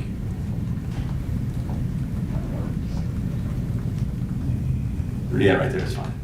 So I guess my question is for all of you, Salim included. So as architects, I'm sure you're aware that the reason that people build up, not out, is space, right? You put a skyscraper up instead of a big wide building because you don't have any space. So my question is, how, I guess, what is the benefit of, or is there a benefit? I'm sure there is. You'll tell me. Is there a benefit to the tanks going underground versus tower tanks or tower bulk tanks? Because having tower bulk tanks versus underground with the actual big storage or the big fuel site would be a little bit more spatially beneficial. A great question. So as you can see on here currently, where we've relocated this, we've actually taken one of the drive aisles that we already needed for circulation of buses, and we have put the fuel underground tanks in that aisle, so the trucks do have the access to get there and refuel them, but we're kind of doing double duty. So I will say, you know, when the truck is there fueling the underground tanks, there will be a point where there are other options to go, but it will limit one of those drives for that short duration. But that was actually why we chose to recommend putting the diesel tank underground as well, because otherwise that fuel island would have extended out and taken over more bus parking. So at this point, just like going up, I think going underground in this case, we feel is the most efficient to get as many buses on the site as possible. Instead of keeping above ground bulk tanks outside of all the parking area and everything and in a separate kind of facility or on its own? Correct. I think so at this point, yes. Okay. And then, Jay, can you go back to the internal back? I don't remember where it was. Move forward. Or, yeah, forward. It doesn't matter. Do you want the building floor plan? Or? Yes. Okay. Perfect. Last time you guys were here, I spoke about parts room. Any developments on that? Parts counter, parts window, parts? Yeah, so we did talk through that scenario with the transportation team, and we kind of walked through a day in the life scenario of the maintenance techs and how they're currently operating and how they foresee themselves operating is the tech that's working on there is actually who's going to retrieve their own parts. So they felt like actually to maximize wall space, not having a counter would give additional storage space, and they would go badge in, they kind of go find their parts, sign them out, and then go. So from that perspective, they felt like the wall space would be advantageous versus a counter since there wouldn't be anybody staffed in there and distributing the parts. Sure. Yeah, that was going to be my next question is when you have a parts counter and a blocked out parts department, you have to have somebody in there to staff it to give out the parts instead of going the other way around. I didn't know if that was a future possibility or not. And just the reason, and forgive me because I came from the automotive world, the reason that automotive dealerships in general have that is why? To prevent theft. Everything is put on an RO, sent back to the parts department gives out the parts, and that way everything is taken care of. And having toured the facility with, well, quite a few people, the current facility, I mean, there's no reason for me to suspect anything like that at all. They're great people in there. They're doing their job. And they're doing it well in that, especially in that small of a space. But for efficiency purposes and security purposes of parts inventory and things like that, that could be something that probably could or should be looked at in the future. Maybe obviously not now, but in the general schematic, you know, if you're going to design something along those lines as an actual parts department, it could go that route. And just trying to see what really made you guys understand that it was, I guess, the ability for the actual mechanics and techs to go back and get their own stuff versus having somebody back there. What was the reasoning behind not having somebody, I guess, in there other than cost?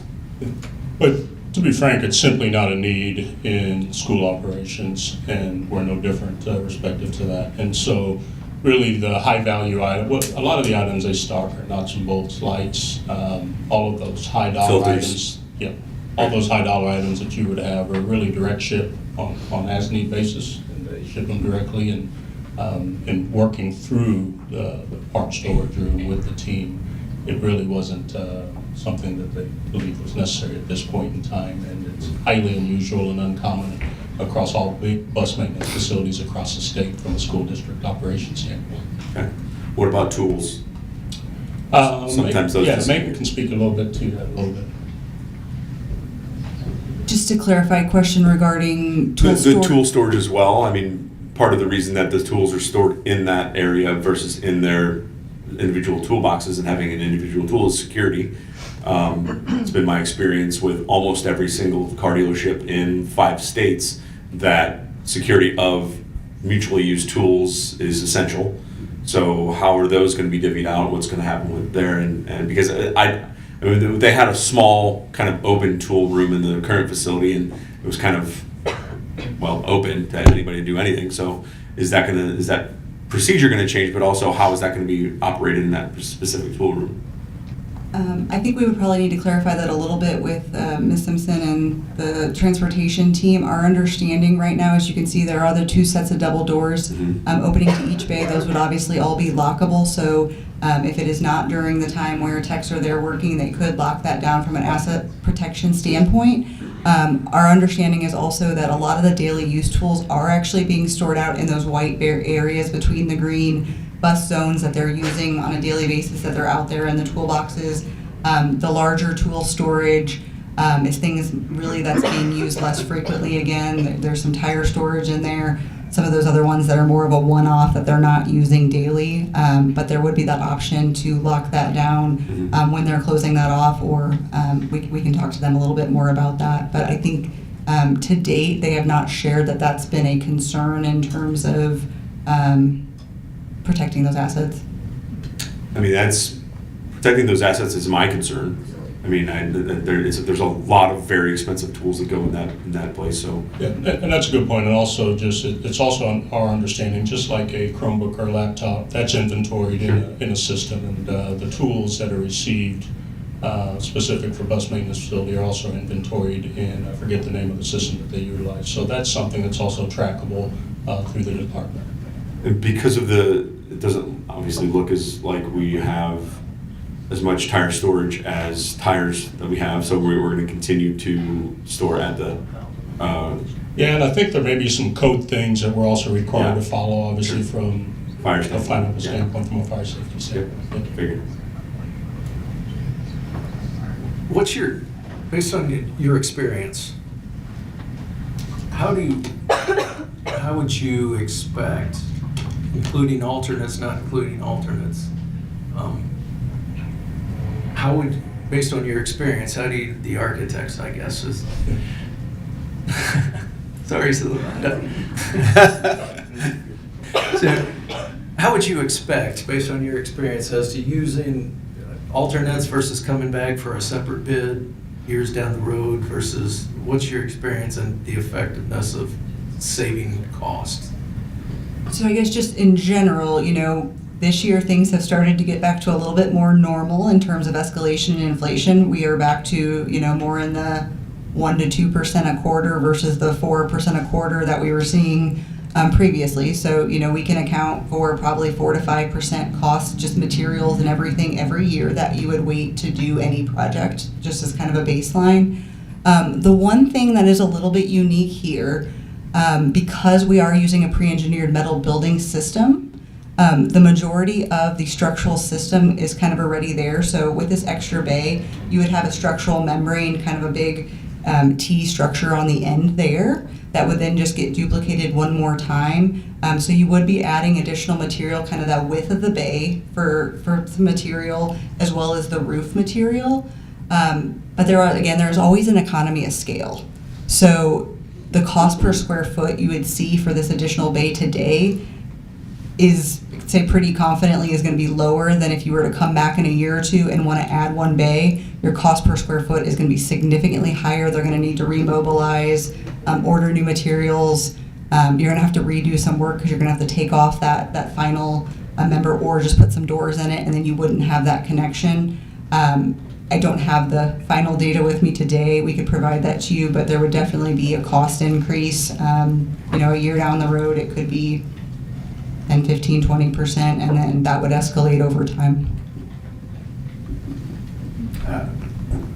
So Adam, I had a question, and this is also for Randy. What Carol shared was new information. I think what you had shared before is because of our financial responsibility, if we don't have any interest in the West Alternate Bay, let's just strike it from the overall. Carol shared new information that there might be some financial benefit that we weren't told about previously.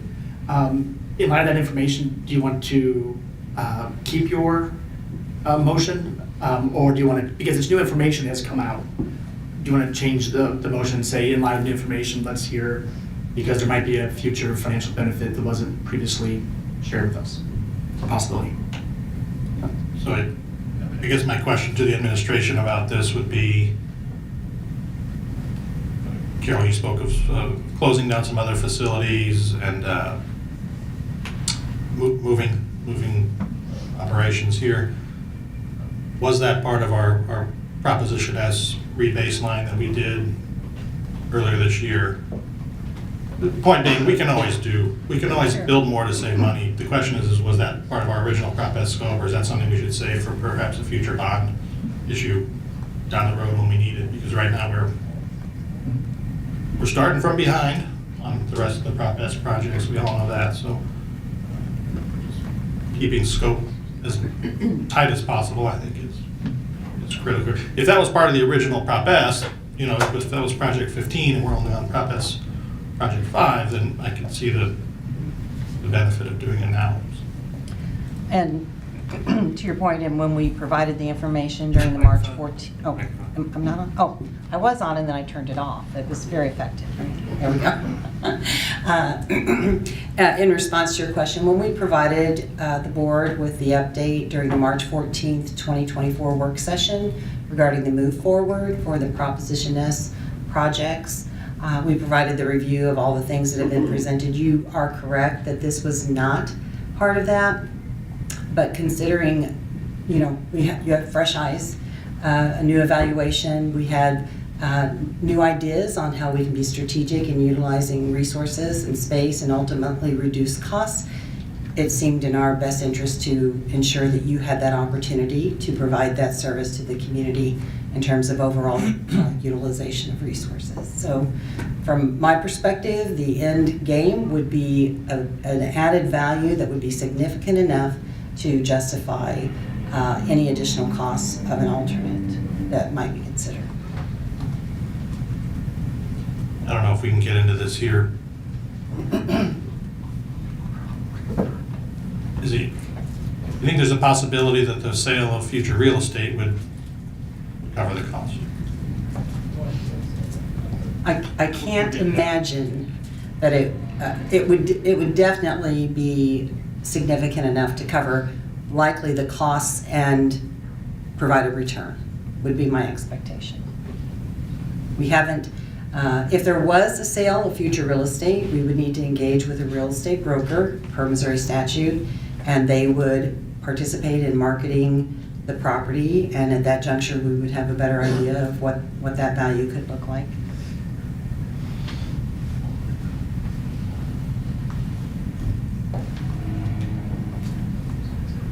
Any additional questions, Board? Director, do you want to keep your motion as it is, or do you want to, within light of new information? Yeah.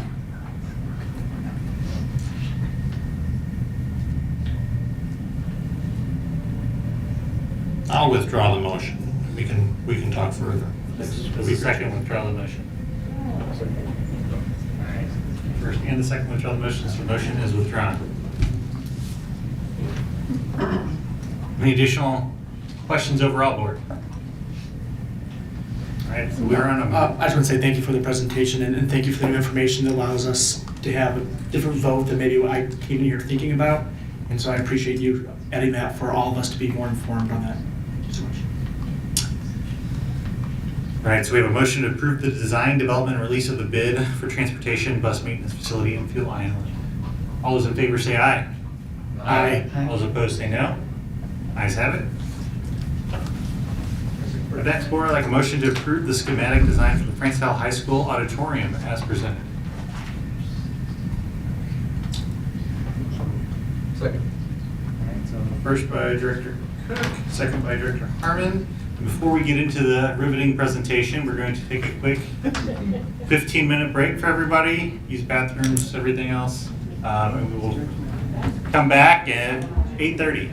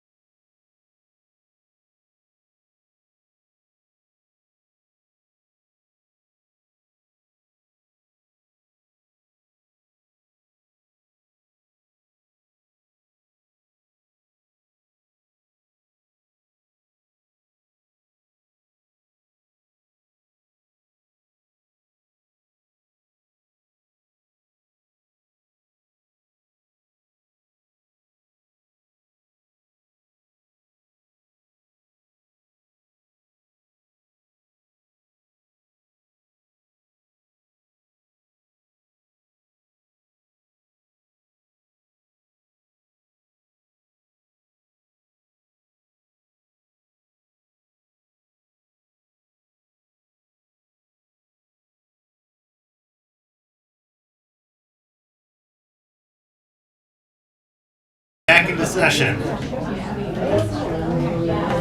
Mr. Shalhoub, Stetser. Well, thank you. Once again, this evening for consideration, we have the initial schematic design for Francis Howell High Auditorium renovations. And so team's been working with all end users, building leaders, as well as the Performing Arts Department at Francis Howell High to collect input on the needs for the space. And so I'll turn it over to Ms. Barnes to present the schematic design for Francis Howell High's auditorium. All right, good evening again. We're excited to share the initial design concepts for Francis Howell High's auditorium renovations this evening. Over the course of about the last 2 months, we've been meeting with district stakeholders at the building to understand the current challenges and opportunities with their existing auditorium space.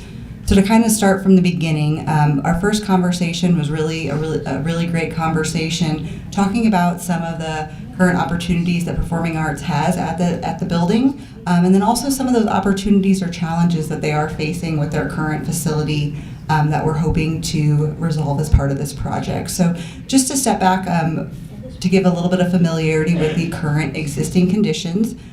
This is some internal views on the left of the existing seating, the existing auditorium from the stage, and then the second one is there from the back of house. And then the third one there on the right is that existing entry corridor and lobby space. A few of the challenges that were initially identified as kind of being some of the biggest operational challenges and educational experience challenges really was just the different functions within the space. So as you can see there, the lighting, the house lighting, the theatrical rigging, the audiovisual systems. Some of them have had some issues working the last few years, just not quite what they need to do from a high school production standpoint. So from an operation standpoint, that's one big piece. The existing seats too have started to become challenging in terms of finding replacement parts. There's quite a few of them right now that are not usable because they are not able to be repaired. So the seat count is already pretty small relative to a high school auditorium size. And then they've also lost additional seat count based on the inability to get parts and things for those current seats. Kind of looking at some of the support spaces surrounding the auditorium proper, you can see there the storage spaces, the dressing rooms, the backstage area, and then the light and sound booth.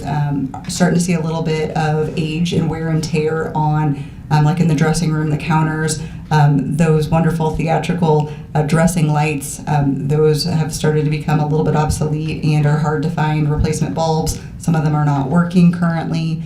As you can see, the storage spaces are pretty much at capacity. Could use a little bit more storage organization, some updates there as well. And then that light and sound booth is a little bit small right now for having multiple students in there teaching and learning in that space as well.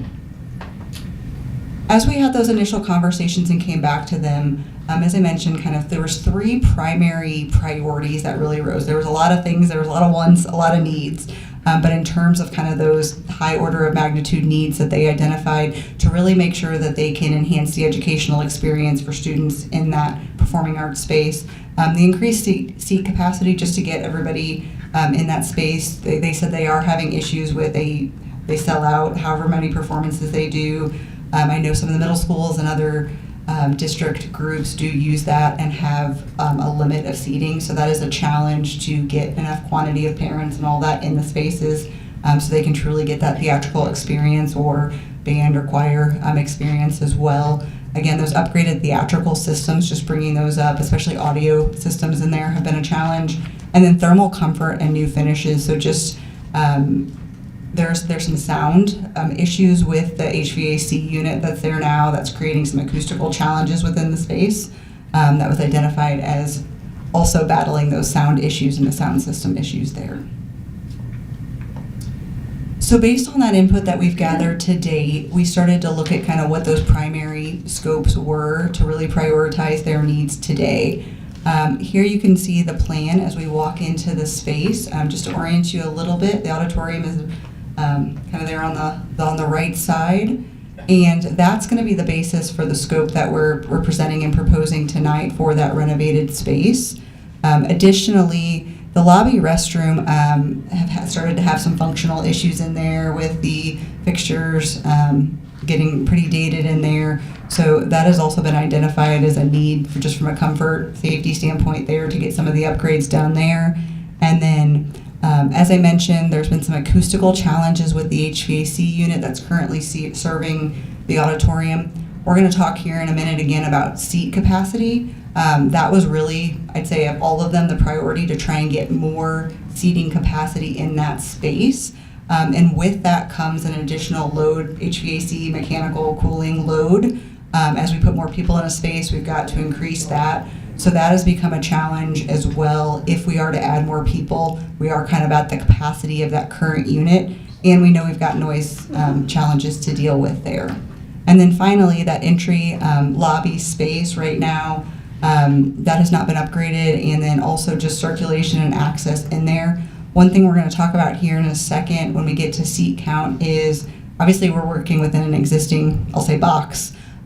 So without either moving walls or getting really creative in that space, we are limited with how much we can increase that seating capacity. So as you can see kind of that navy and light blue overlapping there, we are looking at actually moving that sound and light booth back, which would obviously have an impact on that lobby, which is why we'd recommend going ahead and updating that space because we're going to impact it as well currently. Okay, so as I mentioned, with seat layout being kind of the number one identified need here, this shows where the current seating bowl is. So that orange area is where the seats are now. You can see at the very back as they go back to touch that lighting and sound booth. And then you've got the two aisles off to the side. So as we've looked at maximizing the space in here, the one opportunity we do have is to pull that back, as you can see that arrow there, pull the control booth back into that lobby space a little bit to gain an additional row or two there. We also are looking at splitting the seating to get access and circulation down there, and based on code requirements, you get to a certain amount of seats in a row, you've got to start to split them. So we've worked through a number of iterations to maximize seat count in that space and are currently proposing moving that control booth back and then splitting the seating into those 3 seating areas.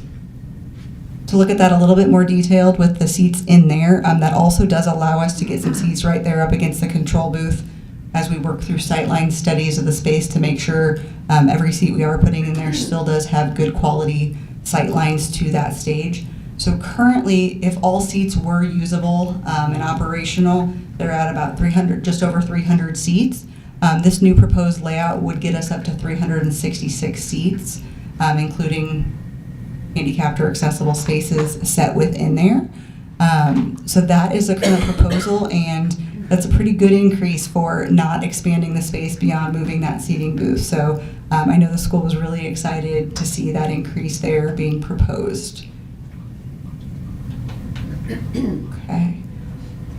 As we mentioned with some of the existing conditions, we're focusing on the auditorium box itself and the inside space of that, but there were some additional opportunities that were identified as additional scope that may want to be explored in the future. So we just wanted to bring that to the attention just as we look at kind of the holistic performing arts space. Always just want to make sure we're checking all the boxes there. So as you can see here, that north corridor, we're not recommending necessarily that as part of the initial scope, just because we're not actually impacting it with the initial renovation. The dressing rooms, proposing some updates there to replace the countertops, the sinks that have gotten a little bit dated, the plumbing in there. You can see some of the casework's coming apart. Some of the supports are not fully in there. And then the third one, that costume shop that you saw, cleaning up that space, trying to reorganize for efficiency standpoint, some storage in there. The drama classroom in there, some updates there. Lighting has gotten a little bit dated there, and just the layout of that space probably is not as efficient as it could be. And then finally, that theater shop space back there to give them as much educational opportunities and space to work as possible. And then as I had mentioned, sorry about that. As I had mentioned, we did go ahead and pull that restroom upgrade and the HVAC upgrades because of the seat count increase.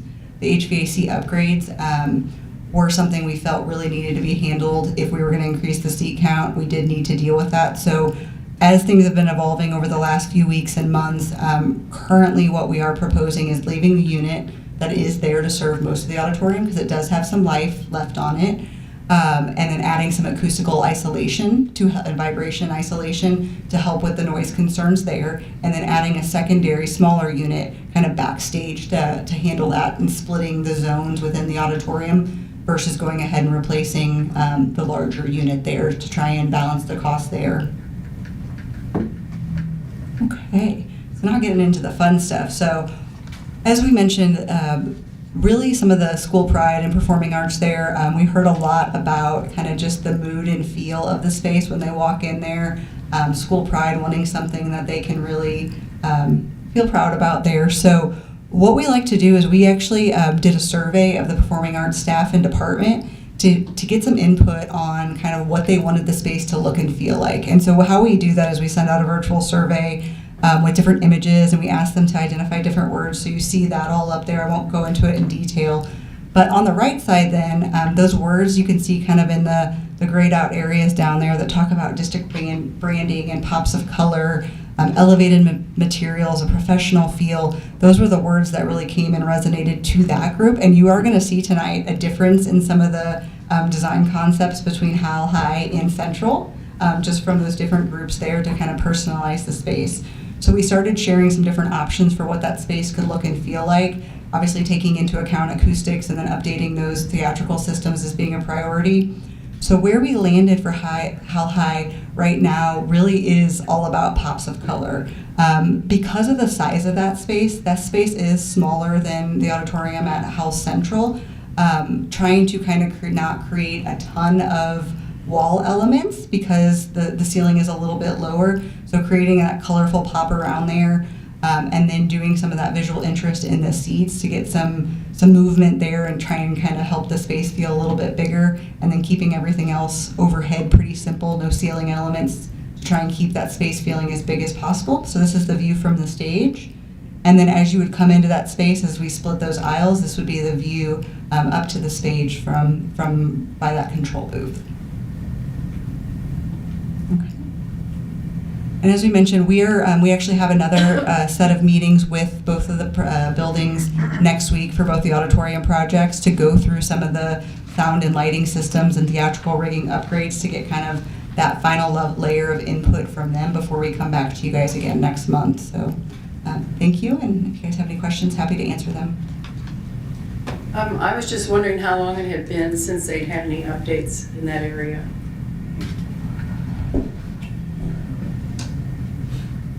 To our knowledge, there haven't been any updates in those areas. Because I attended an event there and I could tell it was really dilapidated. And I was wondering if you're going to do anything with the overhead with insulating it, because there was a thunderstorm when I was there. And it was, so the storm became so loud that you couldn't hear what was going on stage. So I didn't know if you could address that. From an acoustic standpoint, that's definitely something we can look into. We had not heard that concern before, so we'll definitely look at that. We can share some additional information next month when we come back. Thank you for letting us know that. I would agree with Carolee. It's very loud, very loud. I also want to say I've been in those bathrooms, and you're 100% right that they're disgusting. Probably because it's a bunch of high school kids using them all the time, but more so it's the actual plumbing and everything. So that definitely needs to be done. The expansion of the seats, is that just due to, I guess, are they smaller seats? Are they 22 versus 24 inch? Are they, how did you get that in there with the 2 rows? So with pulling the control booth back, we were able to get a couple extra rows in there, and then also expand it out to the ends. The row spacing, I believe the row spacing was 36 inches between actually the seat back and the front of seat previously. Code minimum is 32, so we have currently reduced that to 34. So not the bare minimum, still wanting to make sure it's as comfortable as possible, kind of blending that, dropping it all the way to 32. I think maybe added a couple seats, but not enough to justify, I think, that further reduction. So that's the current recommendation to get us up there. And floor mounted versus back mounted seats? Correct. So that you pull them all up? Okay. And how many actual students did you talk to about what they wanted to see in there? Because they're going to be the ones that are enjoying it and using things like that. Did you guys include them in anything? We did not currently engage students. It was staff and just building administration to date. Okay. Maybe if we have the means, get some students that are actually using it and see what they would like to see as well. Other questions, board? Well, I would like to see as much done as possible, like the dressing rooms and all that, because, you know what I'm saying, it wouldn't go together. And, you know, you want kids to be real proud of what just happened for them, because I think they've been waiting a long time to make this a better, more functional area, and more attractive, and better sound, and better lights, and all that. Especially if they go to North and see what North has. Yeah. Back, right? Yeah.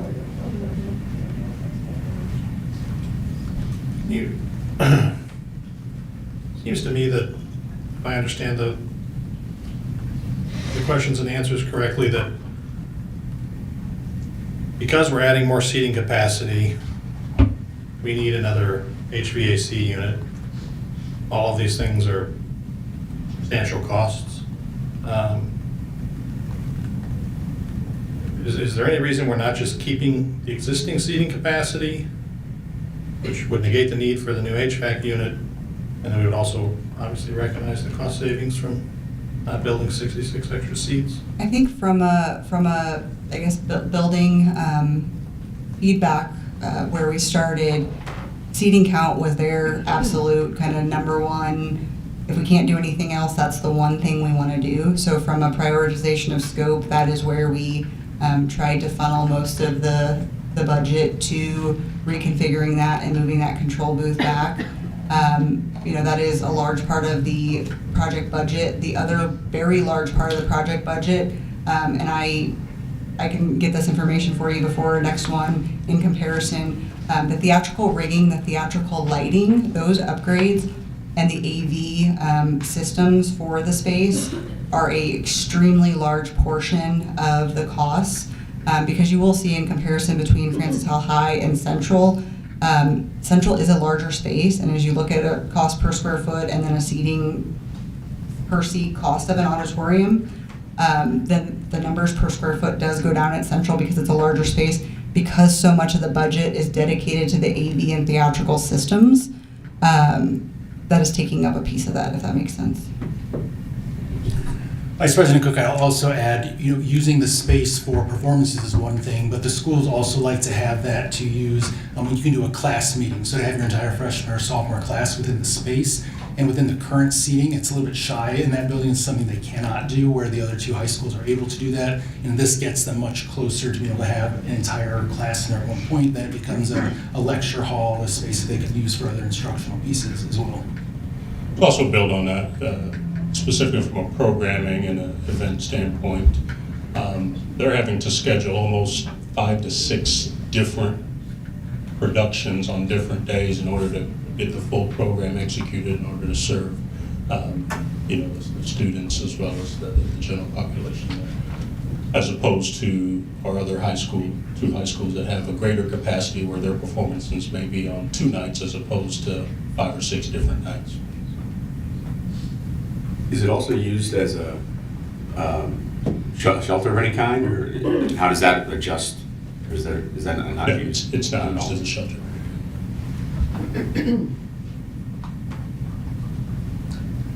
I guess my ask is just to, given where we are at with Prop S over the years, to keep as much of the scope tight as possible.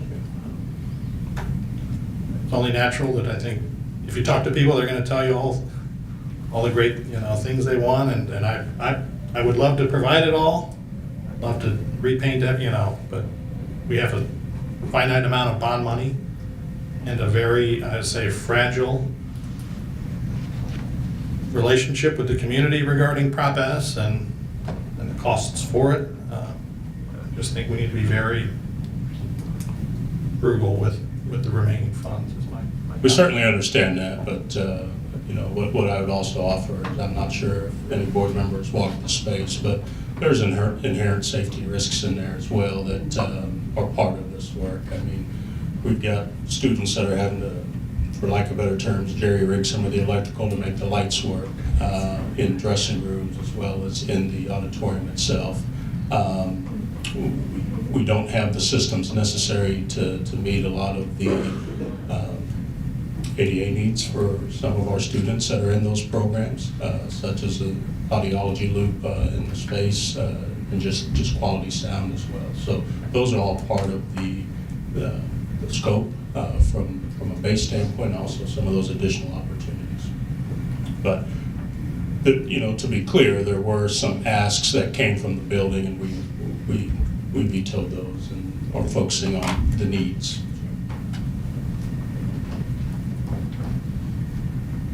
I guess I would just like to ask, so obviously there's a trade-off, so these needs like the lobby restroom renovation, those are higher priority than other items that might be on the process that this will possibly impact? I guess there's going to be a trade-off. If we do the lobby and the restroom renovation here in the vestibule, I guess I'm not sure what those have to do with the auditorium. So, I mean, if we're going to do those renovations, right, something's got to give on future projects. So I guess the restroom and the lobby, these are more important than future other HVAC items for other schools or something? Well, with every bond program, there's always those needs as you get into discovery and assessments, and really determining what to bring first. And I know Ms. Embry has shared, kind of what the strategy is there. Obviously, we've got some mechanical life cycle needs that we can help augment through capital budget if we end up having some programs from a bid day standpoint that come in a little over. So I guess my question is the restroom is an absolute need, or is it just not very pretty? Or is it a want? It's the same thing with the vestibule. Does it just not function? Is that something that could be down the line, or does that absolutely have to be part of the scope? I would offer that for this specific one, the current conditions, I wouldn't want our students utilizing those facilities in their current conditions.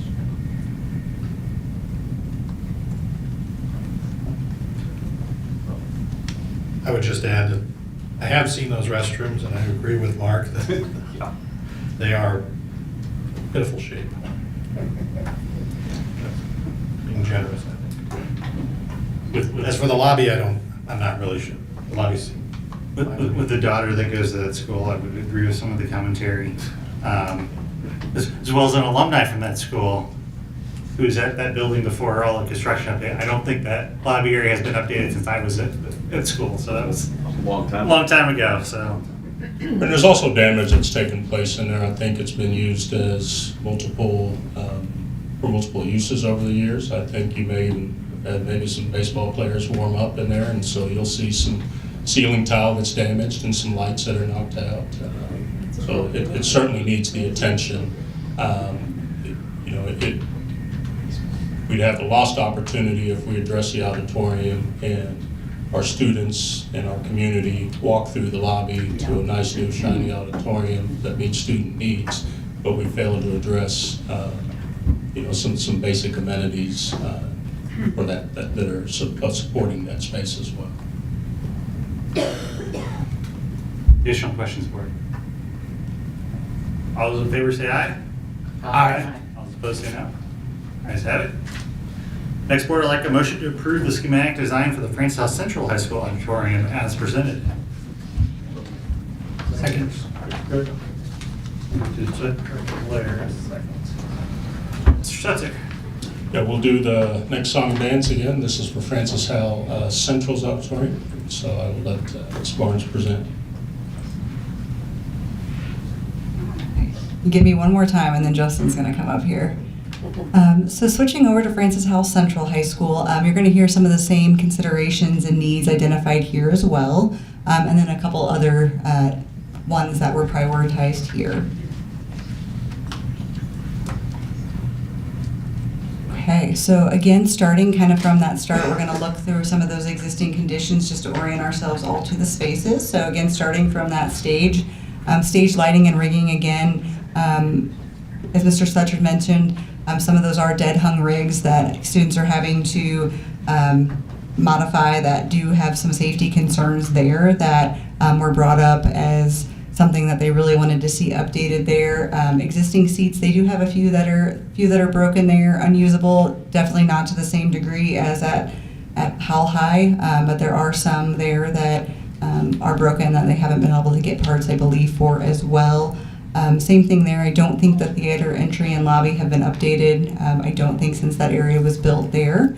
One of the big things that they talked about here as well was there's a couple pinch points as you go to the one side that we'll look at on the plan here. But when people are coming in and going out of the auditorium, a lot of people at one time, it gets really congested, and it's hard to get people in and out quickly. So that was a concern that they shared. And then going to those back of house spaces, as you can see here, there are some challenges and concerns there in terms of ADA and just condition. As you can see with some of those, we don't have some of the knee space and clearances under the dressing room counters. We've got those legs there that don't quite meet that, and then some of the counter heights and things that are starting to peel apart and come down there, and then just the general condition of the back of house stage, storage, light sound booth there that have been shared as some challenges as they try and get a lot of kids through those spaces and working through with all of that equipment there. So similar to Howell High, kind of new finishes, a new fresh feel to the space was identified as priority. Again, those upgraded theatrical systems really here rose to kind of their priority one, where the seats were on the other one, just to make sure that kids are getting that true and consistent educational experience. They're learning how to do things that they may go on to do in college or out in the professional world. So that was that priority there. And then for them, kind of that third one was that events entry circulation improvements, just because of how much of a kind of a hindrance that's been to date. Okay, so looking at the floor plan here, we do have a higher seating count here than we saw at Howell High. So we'll get to that here in just a second. This space, again, they did share, though, that seat count, obviously. They are doing a lot of productions. They're trying to get student grade levels into this space, so improving the seat count was also something that they would like to see. So we did start to look at the space here, and if you guys have been in that space before, we do have a lovely colonnade around the side and those side aisles that is taking up a little bit of the usable space there that we started to look at. They have a structural impact towards the back of the space, but they are not actually structural holding up the roof. That was a new system for us. So that is one thing that we explored and are currently proposing removing those to expand the seating aisles there, because we do have a little bit of space, not a ton because we got to protect those sight lines, but there is a little bit of a space to expand there to try and maximize that as we look at improving this space.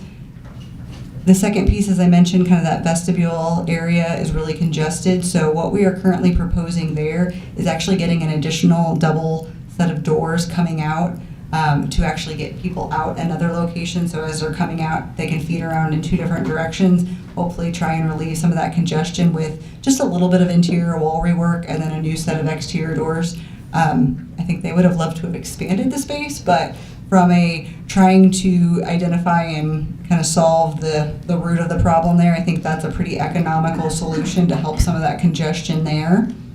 And then, as you can see there, the kind of the white bubble there is where that second set of doors would go to help get people out there. And then, as I mentioned, we're currently about 500, so we're about almost 200 more from what they have now than Howell High currently has. And with some of those updates, getting rid of that colonnade around the space, we are looking at increasing that to 534 seats. So getting some additional seats in there as well. Similar to Howell High, we've also identified some additional scope opportunities outside of that one, just to kind of, as Mr. Sletcher mentioned, as you come in, to make sure that kind of the whole experience for whether you're backstage working on props or you're performing or you're a parent or grandparent come in to watch, you've kind of got that whole enhanced experience for coming or for kids coming in for a class grade level meeting.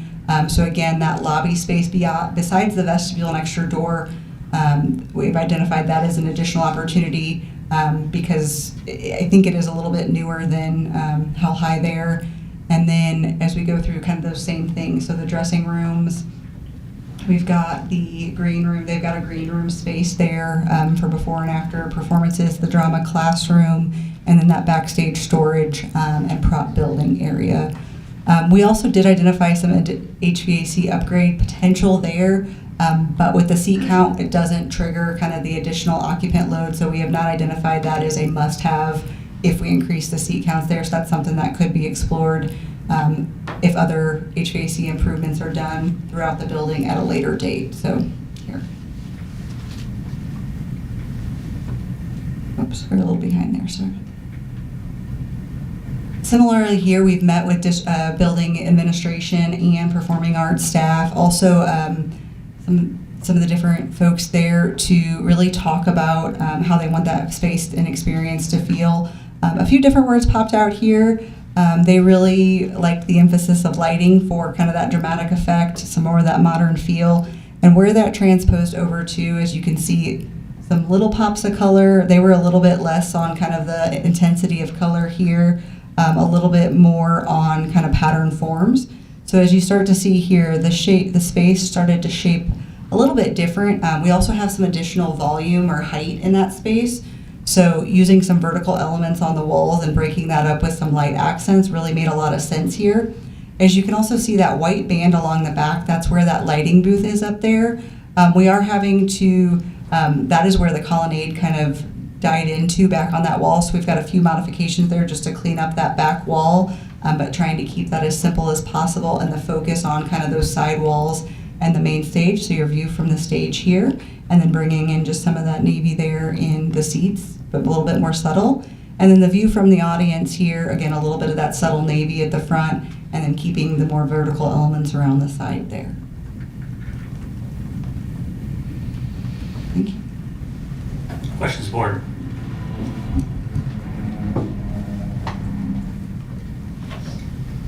These renovations regarding the flow and putting a new door in the outside, are these like fire code requirements, or what's the driver behind that? Is it just people are congested leaving? Yeah, from a fire code exiting standpoint, we do meet current codes even with the added seats. So really, it is more of a functional concern from getting people in and out when they are doing productions or other events, and they do have 500 plus people kind of coming out at once. There's enough exiting between the two, but on that left side of the plan right now, it's kind of a bottleneck you have to go through. I believe it's 3 sets of doors to get out. So it just does not move very quickly, and if people are stopping and talking, things like that, it does create a lot of congestion there. I'd like to say I think that's very beautiful. I think it's really nice.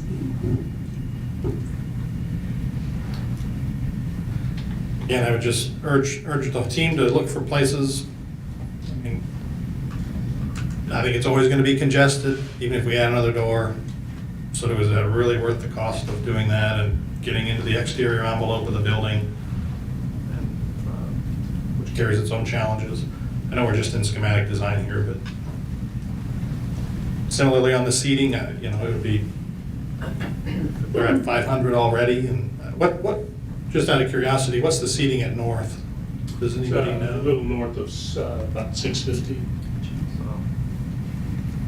All right, then. It sounded like those, you know, removing those columns to get a couple extra seats. I'm just seeing dollar signs in my head here. So maybe that's an area to explore. These are just stream of consciousness from me here, so that's really all I have, is just please keep the scope to a minimum here. The colony was just aesthetic? It was not load bearing at all? Nothing? So What's the... From an overhead roof, it was not load bearing. There was some lateral support back to the sound booth there, so there are a couple modifications on that back wall to basically brace that on the back wall, so pretty minor, because when we first went in there, we're like, oh goodness, these are structural, those probably are not gonna go, that's gonna be a big price tag, but once we identified the minimal amount of work that would need to happen to gain those extra seats, it did seem advantageous at the time. I think at the time it was probably a design feature, very similar to homes that you walk into during that time period. You have some columns in some peculiar places that don't really serve a purpose. Take those out and put them in Adam's house. All right, all those in favor say aye. Aye. All those opposed say no. Ayes have it. Next, board would like a motion to approve the schematic design for the Francis Howell High School Wrestling Multi-Purpose Edition as presented. All right. Go first. So moved. Second. All right. Mr. Stetzer.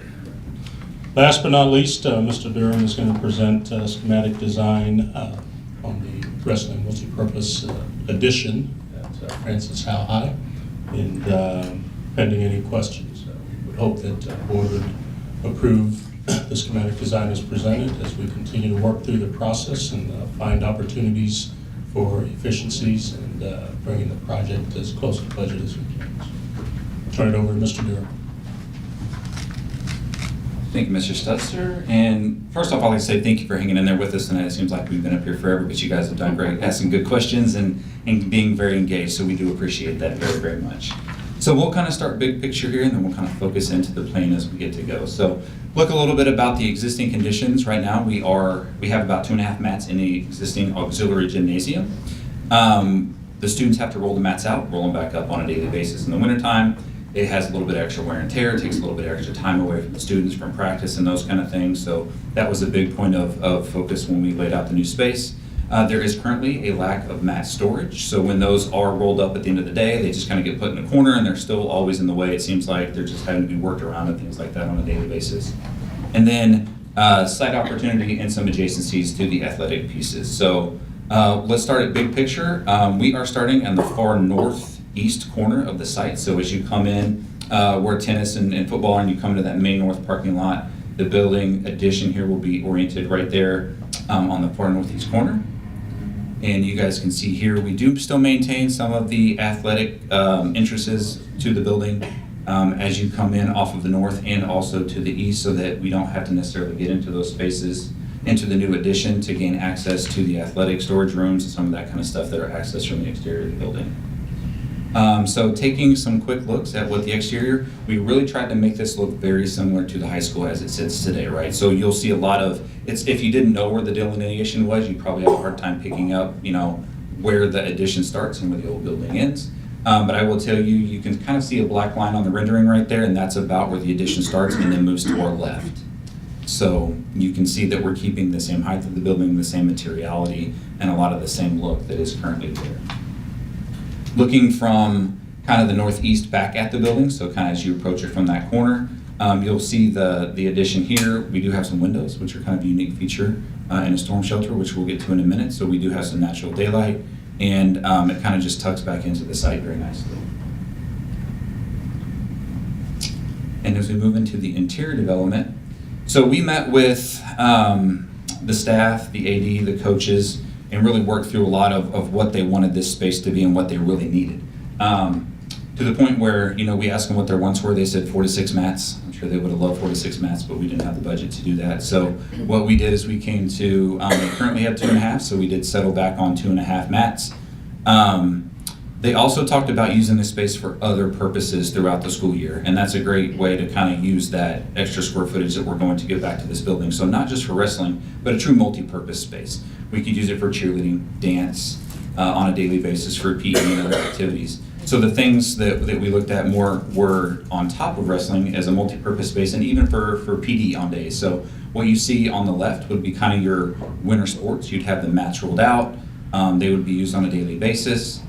You will see that on the tan bars on the very top and the very bottom, those are mat hoists. So when it is not in season, or they do want to move those mats out of the way so that it does become that multi-purpose space, those mats actually roll up and hang from up high in the space. Gets them up out of the way, gives you that full usable floor plate on a daily basis. So that'll be a nice added piece. But during wrestling, this space will be dedicated to that, so they don't have to roll the mats up, they don't have to buy the tape, they don't have to reseam them, they can clean them. It'll make it a much more efficient process on a daily basis for wrestling and during that season. On the right-hand side, what you'll see there is what we envisioned as maybe a PD space, right? So you'll see 144 different seats. You can get several different people in there, and you can use that space as a multifunction space, not just for students, but even just for staff, right? So a true multi-purpose space and use for this facility. As we got into it, you'll notice that we are 2.5 mats, which did put us above 50 students, and so that now means that this space will have to become an ICC 500 storm shelter, which is a little bit of an added value.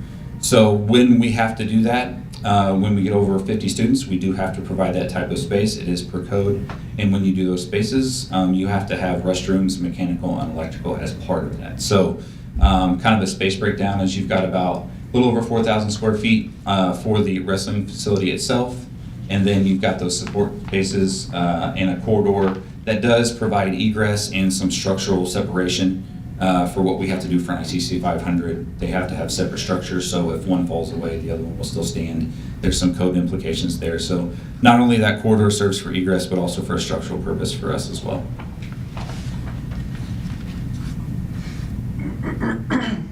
When it is used for an ICC 500 shelter, we will get to about 905 students into the space. So that is the added bonus is if there is ever a storm event, we can bring students into the space for that safety purpose. So some renderings that we've done here. A couple of the feedback things that we got during our meetings were in the existing gymnasium, auxiliary gym where they currently use it, acoustics were horrible. It's hard to hear. It echoes really bad. The coaches have a hard time working with the wrestlers, the boys and the girls wrestlers. So we've looked at the acoustics, we've looked at the space, and tried to make it as appropriate as we can. We did provide some natural daylight, the mats, the acoustics, so just some nice renderings of what we envision the space to be for the Vikings when they are wrestling. The mats around the perimeter are a safety thing as well, so you guys will notice those mats, we don't currently have those in auxiliary gym, but we will have them in this space, so as the students wrestle, they get a little bit too close to the wall, they will have the mats that go up for that added safety value as well.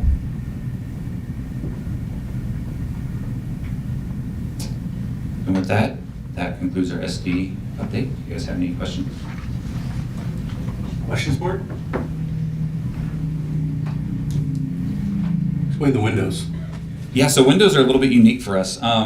We do quite a few of these additions, and when we have to make them the ICC 500 shelters, we don't always get to put windows in them. It's a little bit newer technology. Megan and I have only done them now for a couple of years. We used to be able to do windows, I will take that back, but they would have like the big metal door that would have to be shut in front of them. We don't have to do that anymore. So these windows will allow us to have natural daylight in a storm shelter, which is fairly unique. So. Is there a current storm shelter on Howell? This will be the only one. What's the total number of operational day people in that school? Yeah, for this space specifically? No, the entire school. I know we can fit up to 900 and some odd people in there. Over 900 people. Yeah, I I think we won't be in there. their enrollment's, I think, about 1,800. Okay, so half the school going in. How do we decide which half goes in? They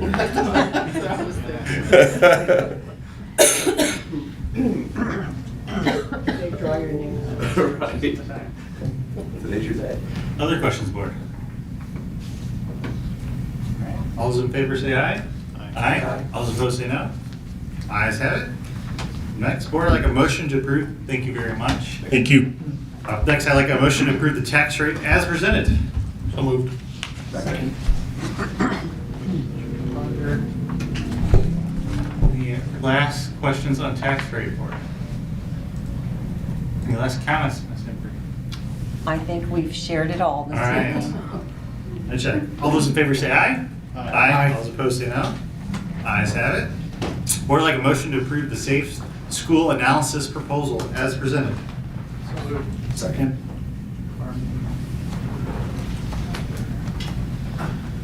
Ms. Embry?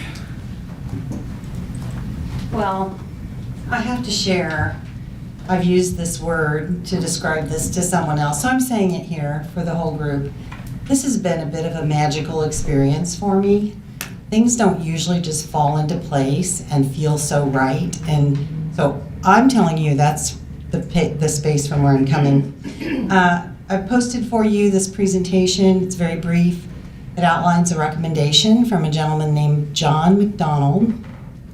John McDonald is renowned as the architect of the post-tragedy experience from Columbine High School.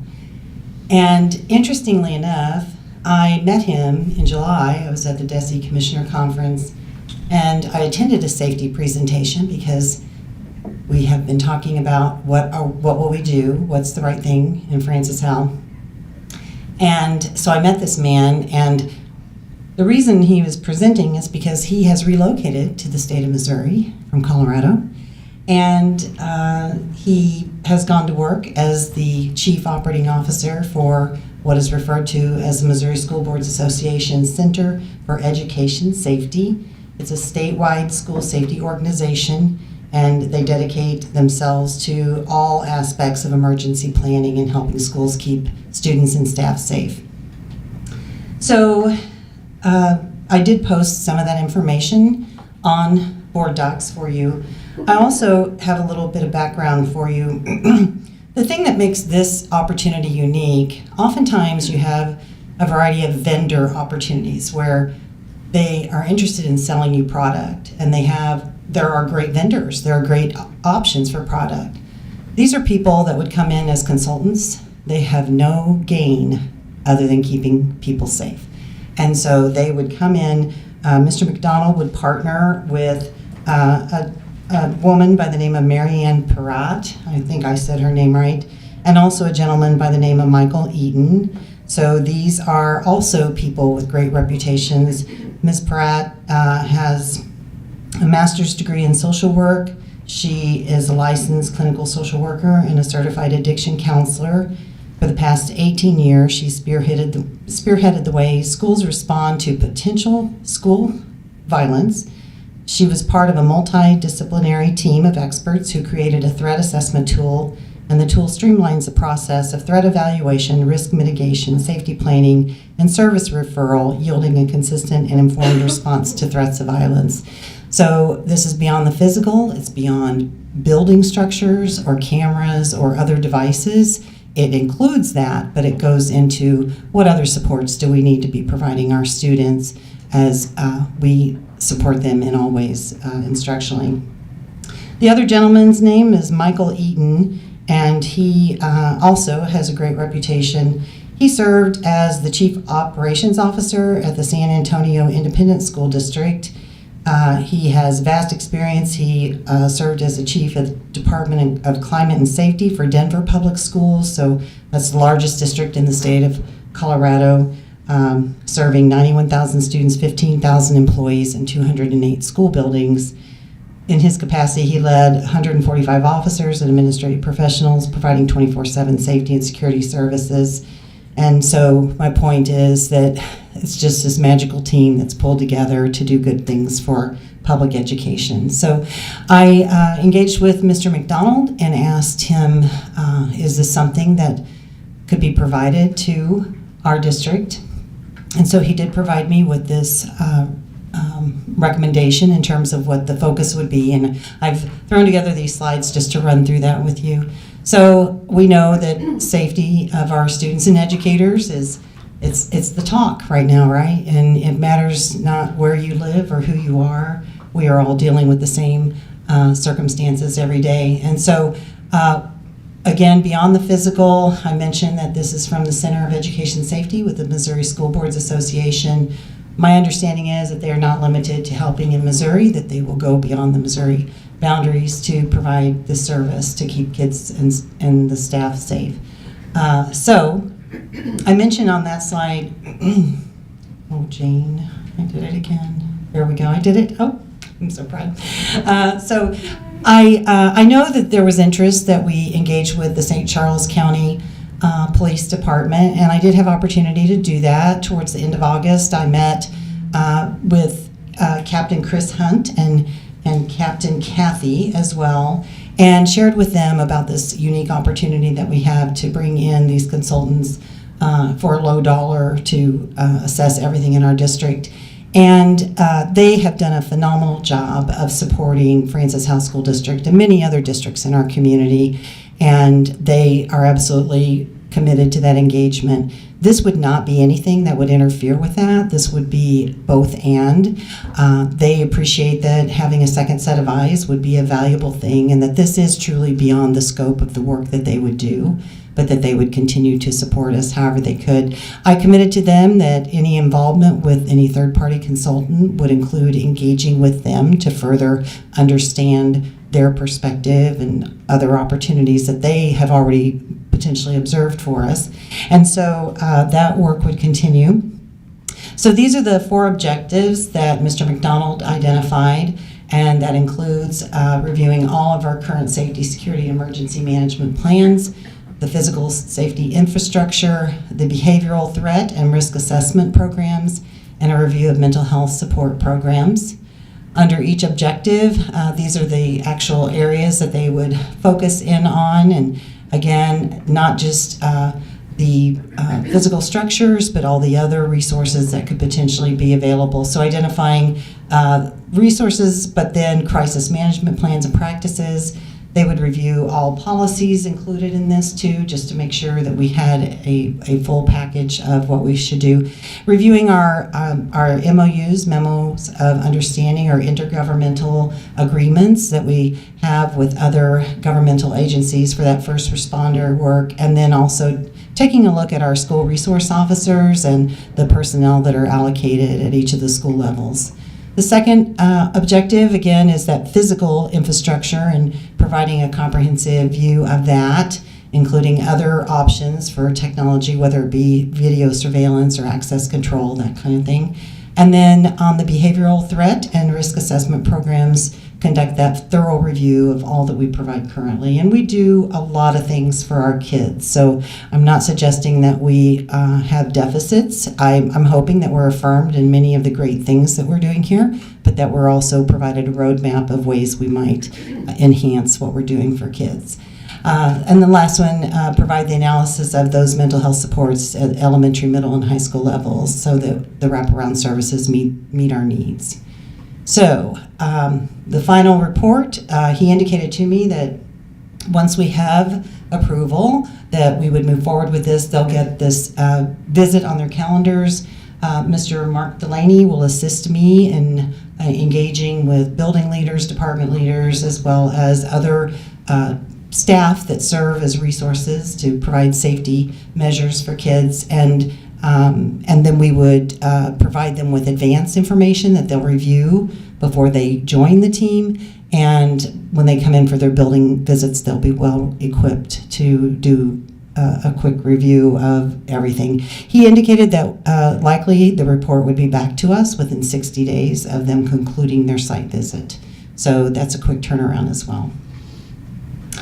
Total expenditure would be $8,600 for these 3 people to invest in us, plus travel expenses. I did indicate that 2 of the people are from Colorado. I don't know if that could carry a total of $20,000 price tag. It would depend on what the structure is in terms of visits to the sites and that kind of thing, but we would do everything possible to make it as efficient as we could.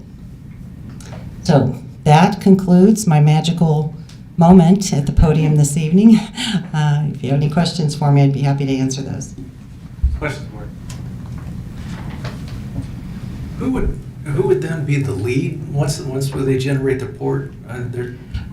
That would be determined. Mr. Delaney already engages in safety efforts. I don't know if my friends to the right have anything they want to contribute to that, but as did the previous deputy superintendent, he has continued to hold meetings with leaders to ensure that we're doing things we need to do, and so I would expect that would continue. We would hope that part of the analysis would also look at our current organizational structure in a district with 23 school sites and 17,000 students. Do we have the right leadership specifically over school safety? So we do have a safety manager in the district. A lot of that focuses around key fobs and entry to buildings, drills, and that sort of thing. So looking at, is that the right person to lead all comprehensive safety for the district? Would that be under the deputy or under another position within the organization? And we might shift some responsibilities. But Mark, Mr. Delaney would be the key contact initially. I'm working closely with Jason Griesenauer and then Salim Stutzer, who Jason reports to. Okay. And I don't think in our discussions I asked you this, but then does this include follow-up? Us responding to their reports, developing Right. plans, do they provide any follow-up? I know, well, and I will tell you that, they have that Center for Education Safety. Their hope is that we would continue to engage with them. Now, that would carry some additional costs if we wanted that continued service, but I'm confident that they would be open to whatever it is we identified as a need. Has there been any thought or discussions yet about whether that report would be made public, just so we manage that expectation Actually, among yes, people listening? I had that conversation with Mr. McDonald, and as we all know, at least those of us within this circle, safety is one of the areas that we are able to discuss in closed session. That usually gets into the details of the provisions that we are providing, I kind of do that often, the provisions made available for those in the buildings. And so, because you don't want to inform the world of all the things you're doing, that's why we can do that under the Missouri Sunshine Law. But I would anticipate that from a holistic perspective, we would be delivering a public report back to the board and the community so they could have an understanding of the direction we're being made aware that we should take. I want to make one comment, and this is for the two people watching online. I want to be able to say school safety is something that everybody here on the board agrees with. In a few minutes, we're going to have different things that we disagree with. We'll share that, and that'll be a conversation at that time. I just want everybody who's watching to realize that everybody here in the administration, everybody here on the board shares a common desire to keep your kids safe. And I appreciate this being a good step in that direction. But I just want everybody to know that we are locked arms when it comes to your kids' safety. And I want to make sure some people might listen to my voice more than another board member, and some people might listen to another board member's voice more than listen to mine. And that's just the way it is. But I think we're locked arms on school safety. And I appreciate this being an opportunity to take a step in that direction.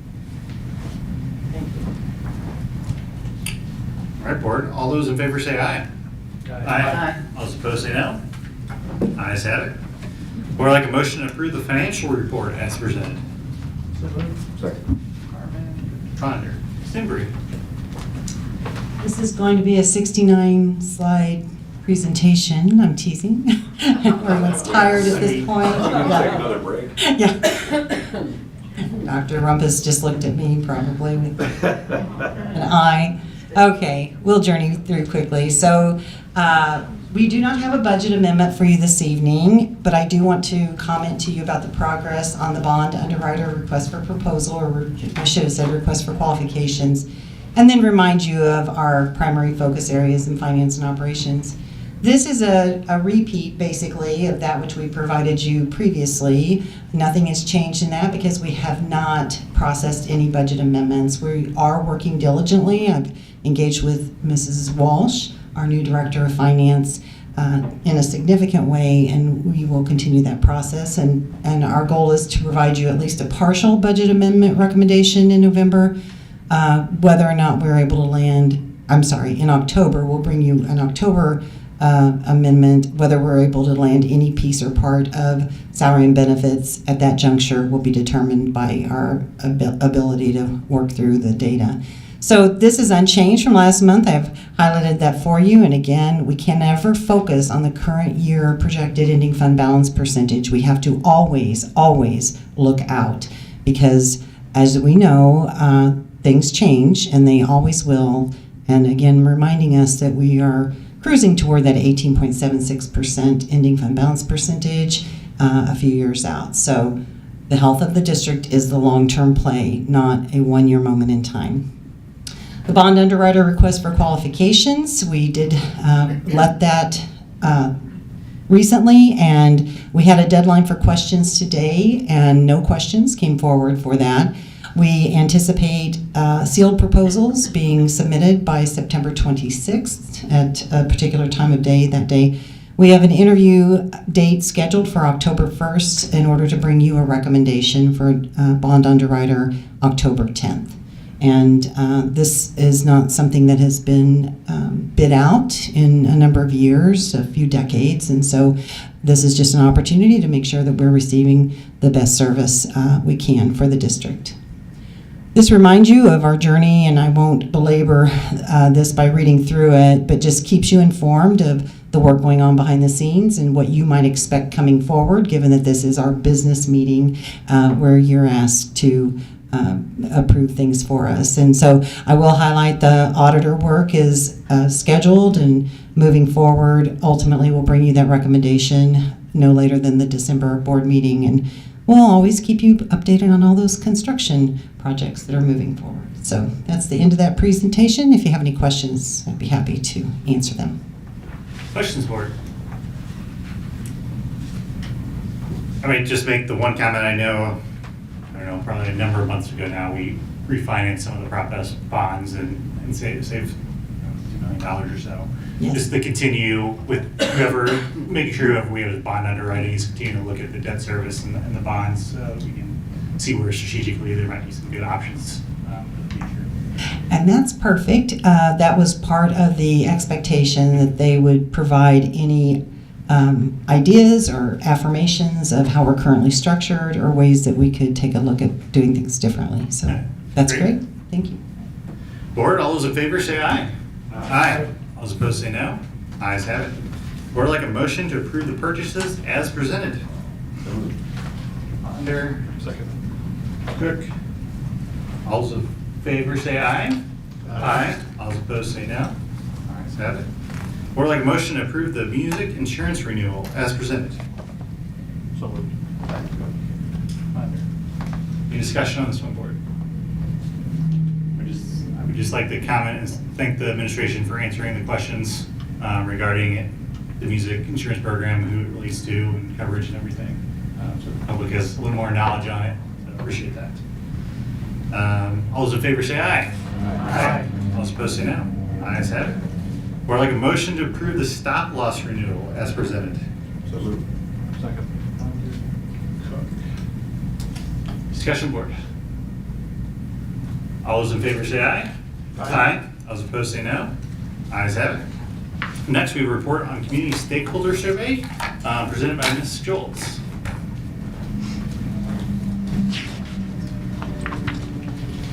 Thank you. I drew the short straw, and I think I'm PowerPoint number 17 tonight or something, so it'll be very riveting at 9:30 at night. I've been told that since I'm a country girl, I can do it like an auctioneer and just talk really fast, so I'm going to try to do that to make up some time.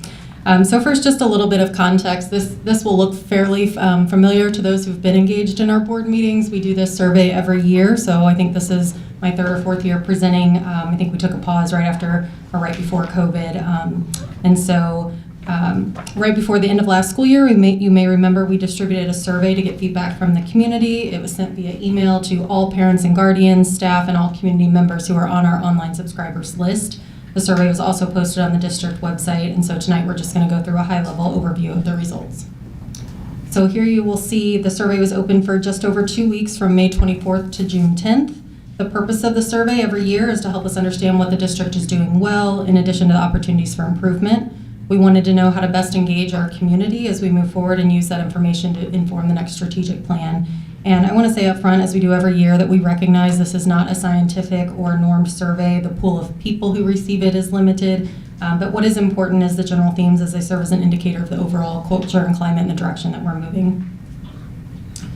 We had 631 participants start the survey this year, with just under 600 answering all 26 questions. We had a good mix of stakeholders, parents, staff, residents, with all areas of the district represented in the responses. One thing to note, the survey asked respondents to select all relationships that apply, so you'll see that the totals don't add to 100. Even if you're not good at math, you'll probably see that very quick. So for example, I'm a parent in the district, but I'm also a staff member and a resident, so I would have selected all three of those boxes. It's also worth noting that we received about half as many responses as we did the year prior, and we think that's primarily due to two things. One, if you think about the timing of May 24th, that's at the very end of the school year, so parents are busy, staff are busy, it's just a lot of activity going on. And possible survey fatigue. We had sent out other surveys of very similar sorts of questions around strategic planning, culture, and climate sorts of surveys within that previous 90 days. I think we had maybe 3 surveys go out within that same period of time. So we think that had something to do with just the results that we got this time. So the first set of questions we'll look at are the rating questions, and then we'll move into some of the qualitative themes that we saw. On this slide and the next few, you'll see 3 columns of data. This year's scores are on the far right of the screen, and they're compared with scores from the last 2 years of data that we have. So that was last year, 2023, and then the year prior, 2022. On this first set of questions, we asked respondents to rate the district on a number of topics, similar to a school report card with grades from an A to an F. A obviously being good and F being failing. And so you'll see that on these 3 topics that you can read on the slide, the percentage of respondents rating the district's efforts in these areas as an A or B increased this year, suggesting that we made improvements in these areas over the prior year. We then took those same 3 questions and looked at the percentage of respondents who rated the district's efforts as a D or F in those same areas. And so given the increase in A's and B's, we would assume that we would see the failing grades decrease, which we did. So the takeaway really is that the district has a better report card, more A's and B's and fewer D's and F's than the year prior, which suggests we are moving in the right direction when it comes to engaging stakeholders in the work of the district. The next series of survey questions asked respondents to rank each statement from strongly agree to disagree. So this slide is really about engagement. It shows the percentage of respondents who indicated that they agree or strongly agree with the statements listed here. So the results are pretty consistent with last year. More people say they are connected and engaged, and slightly fewer people say they are familiar with the district's curriculum or that they often read news from the district. One takeaway for us is that less than 40% of respondents are familiar with the district's budget, even though the vast majority pay taxes here, and that's even with Carol's many presentations on the budget. So consistent with prior years, but obviously we still could do more to engage our stakeholders about the budget. And finally, it should be noted that this data represents respondents and not necessarily the entire community. Because of our survey pool, the respondents by and large are people who are already at least somewhat engaged. I mean, they cared enough to open the email and take the survey, and so we understand that there are other stakeholders who didn't receive the survey or chose not to participate, presumably because they're less engaged.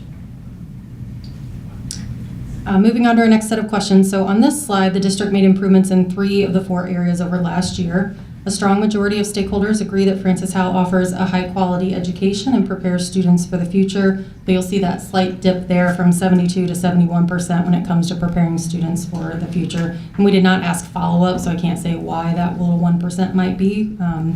The biggest gains in this year's survey are reflected in those last 2 rows. We saw an 8-point jump, as you'll see, in the number of respondents who believe the district spends taxpayer funds effectively and efficiently, and a 15-point jump in the number of respondents who say they trust district leaders to make good decisions. So this marks the first time in recent years that more than half of survey respondents rated trust this way, and so we think that's a celebration to highlight. On the next slide, we're going to talk a little bit more about trust and drill down a little deeper. So this was another question on the survey. It asked respondents to rate their overall trust in the district and its leadership, specifically the superintendent and his team, from a 1 to a 10, 1 being low, 10 being high. So on this slide, those who rated their level of trust as a 7 or better, we put in a category called high trust, and if they rated it 4 or lower, we called that low trust. The bottom of the slide in yellow, you'll see there were improvements over the last 2 years, but obviously remains an opportunity here for us to continue building on this trust with all stakeholders. This is one of those questions where we did ask a follow-up, and we said, if you rated trust as low, meaning a 4 or lower on that 10-point scale, we asked an open-ended question. We said, what can the district do to strengthen your trust and support? And so these are some of the themes that came out of those open-ended responses. There's clearly strong support for our teachers and staff, with respondents indicating it would take improved working conditions and competitive pay, as well as demonstrated efforts to value the input of educators to earn their trust and support. Many said the focus needs to be on education and urged the district to prioritize academics and student learning over sports and social and political issues. Other respondents felt the district could improve climate by addressing bullying and other student behaviors and working to create learning environments where all students feel welcome. And finally, communication. You'll see that theme come up a few times. There remains a desire for the district to be open, honest, and transparent, listen to stakeholders, follow through on issues, and hold people accountable. You're going to see some of these same themes, as I mentioned, come up when we get to the rest of the open-ended questions. But I think one thing that you don't see among the top answers to this question is the need for better fiscal management, and that was a theme the prior 2 years. So I think the absence of it this year suggests that, again, we've made progress in that area and spending taxpayer dollars wisely and being transparent about how funds are being spent. This slide is about transparency. There were 2 questions added to the survey last year. They weren't on the survey in 2022, so that's why you only see 2 years of data on this slide and the next one. And these questions were designed to measure the impact of some of the concerted efforts that Dr. Rumpus and the leadership team have made to build relationships, increase transparency, and improve trust. So on this slide, you'll see that 65% of respondents agree or strongly agree that the district has made efforts to be more transparent in the last 12 months, with only 9% disagreeing, which is an improvement on the previous year. In terms of overall satisfaction, you'll see on this slide an increase in respondents who feel more satisfied with the way things are going this year over last, with less than a quarter of respondents feeling less satisfied. And I want to point out there's quite a few neutral who just felt like I'm just as satisfied as I was, and we don't know if that's good or bad. I just know it didn't really change too much over this last year. And now we get into more of the open-ended responses. There were 2 questions that the survey ended with. Very broad: what is the district doing well, and what can the district improve? So on this slide, we just summarized the themes on what we're doing well. Many of the same themes that you've heard in previous years. Teachers and staff received high praise, as they always do, for their dedication, hard work, and caring attitudes. The efforts of teachers to engage, challenge, and support students are highlighted in the comments.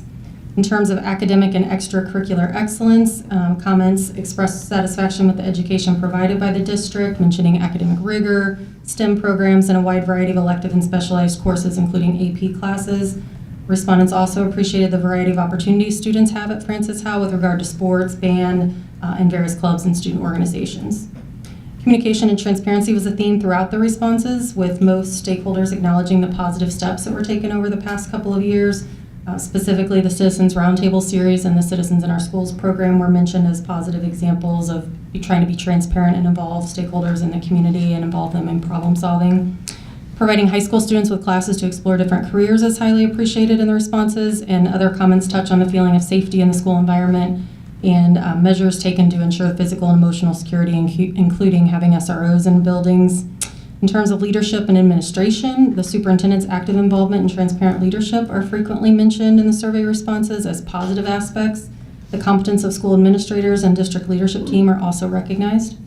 Other responses reflect a sense of community involvement, with many stakeholders feeling that schools are engaging families and strengthening those community ties. There's also mention of better communication with parents and efforts to involve them in the educational process. New to this list and rounding out the top themes was praise for district facilities and the improvements that have been made over the last year. Many positive comments about the district's efforts to improve facilities, specifically mention an excitement of Francis Howell North construction project, which, as you recall, at this time was just wrapping up. People hadn't necessarily seen it, so there were a lot of comments about North. And then also those playgrounds that were coming. I think at that time you had approved them because people were talking about the excitement for those. So that was new to the list this year. All right, and then in terms of opportunities for the district, some of these are going to sound familiar because they're really just the opposite side. So the people who didn't feel that it was a strength might have felt like there was an opportunity. So you'll see similar themes here. In terms of teacher support and retention, this was a top theme last year as well. There's a concern that we will lose quality teachers to other districts if we don't maintain competitive pay and benefits. Beyond compensation, respondents talked about reducing class sizes, managing teacher workload, increasing resources, and reducing caseloads for special educators, providing more professional development opportunities, and allowing teachers more autonomy in their work. Student behavior and discipline was another theme. There were multiple requests for better handling of disruptive students to ensure they do not interfere with the learning of others.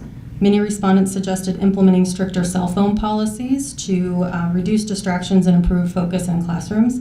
And finally, addressing bullying more effectively and ensuring student safety were significant concerns within this theme. The next theme identified in the data had to do with comments and behaviors observed at board meetings. Respondents highlighted the need for better and earlier communication about board decisions, policies, and changes, and encouraged more respectful dialogue, fewer personal attacks at the podium, and removal of politics from board meetings. Curriculum and academics was an area of opportunity for the district. There were calls for greater emphasis on core academic subjects. Respondents suggested updating and improving the curriculum, particularly in subjects like math and science, and providing more diverse educational materials. Expanding extracurricular activities, including sports, arts, and vocational training, was also recommended.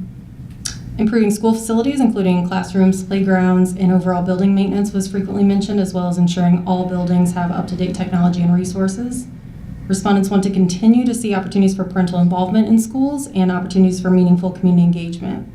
In terms of student well-being, providing better mental health support for students, including counseling and intervention programs, was highlighted. Promoting inclusivity and diversity and addressing issues related to racism and discrimination were important concerns for many respondents.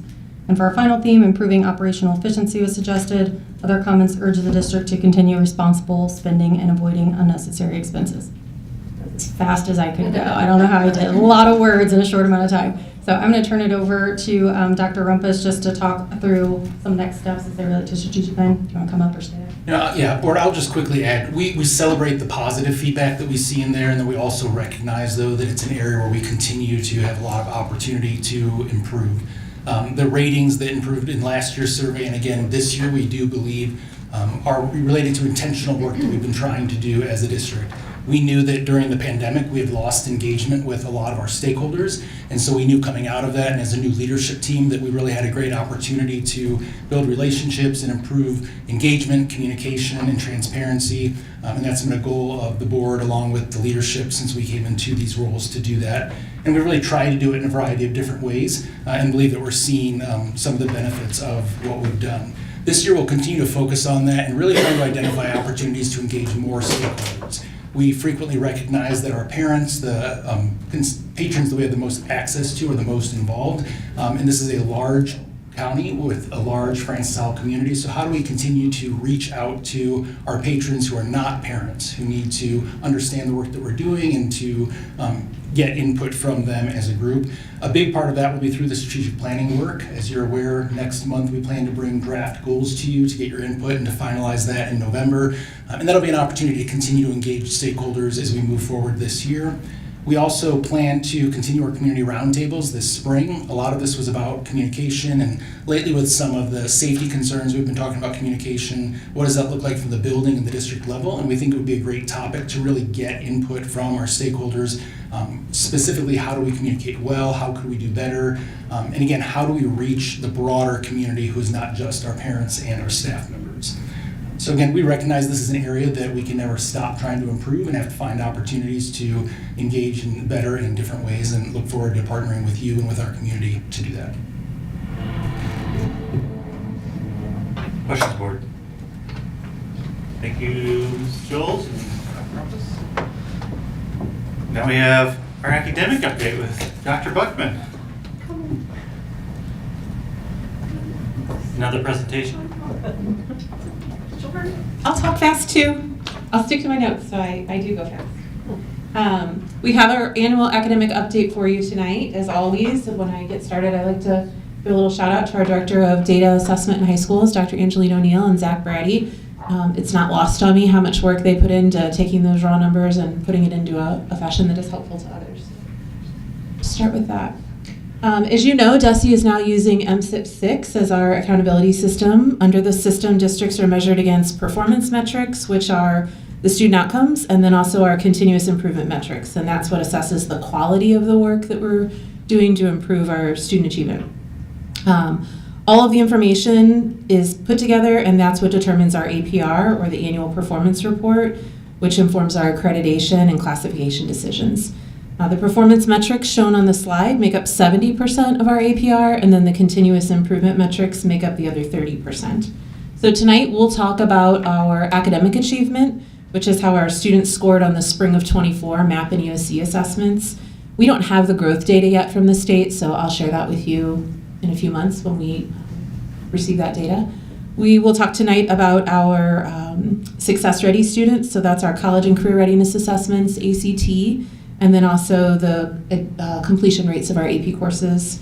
We'll look at our grad rate, students who are graduating in 4 or 5 years, and then also end with our graduation follow-up. And so that's what our kids are doing 180 days or 6 months after graduation.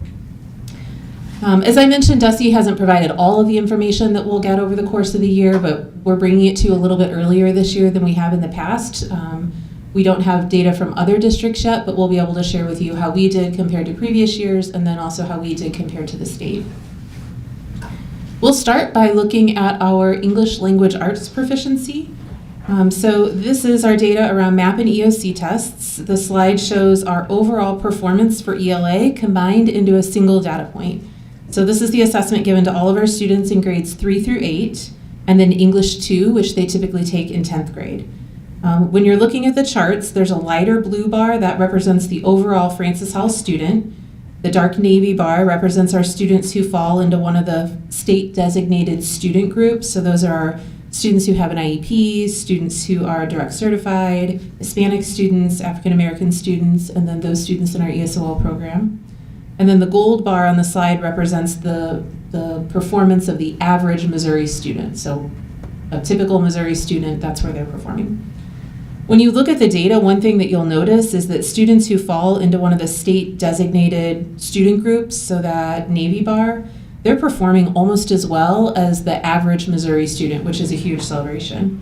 You'll also see that overall in ELA, we lost a little bit of ground while the state remained flat. Our new Director of Data and Assessment has been working tirelessly to get all of this information uploaded into EduClimber, which you may remember is our newer data warehouse. And it's allowing our students to see how their students performed on the exam all the way down to a specific standard. They are getting more data than they have ever been provided before.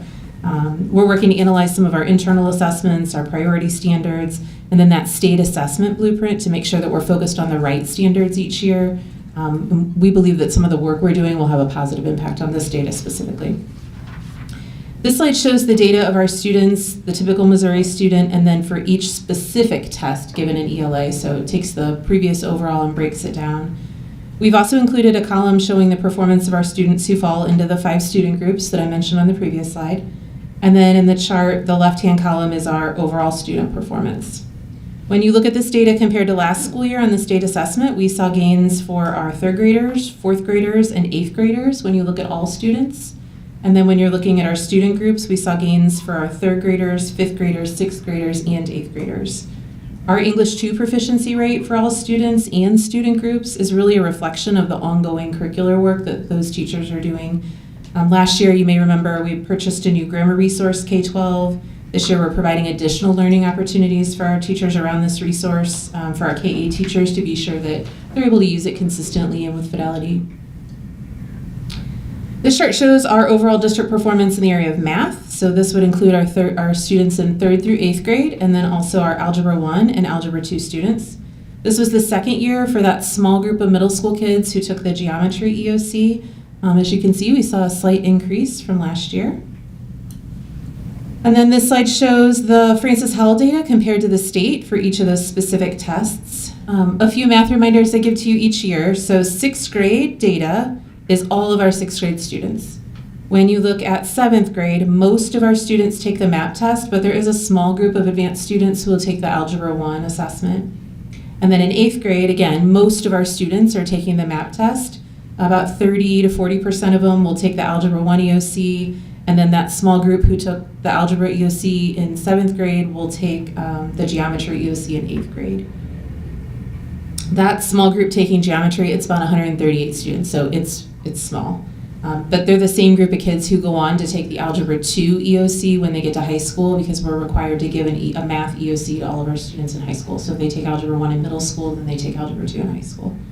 Compared to last year's scores, we saw increases in 5th grade, 6th grade, 8th grade, Algebra 1, Geometry, and Algebra 2. Algebra 1, I know, has been an area of interest.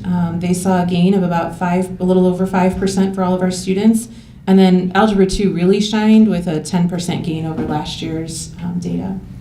This school year, I'll just remind you, is our first year using the new curriculum for Algebra 1, Geometry, and Algebra 2. And it's also our new school year, our first year using our new resource for those 3 classes. This chart shows our science data. This includes our 5th grade, 8th grade, and biology student data. This one's a little unique. Both 5th grade and 8th grade are grade span tests, so that means that the 5th grade assessment covers 3rd, 4th, and 5th grade standards, and then in 8th grade, that assessment covers 6th, 7th, and 8th grade standards.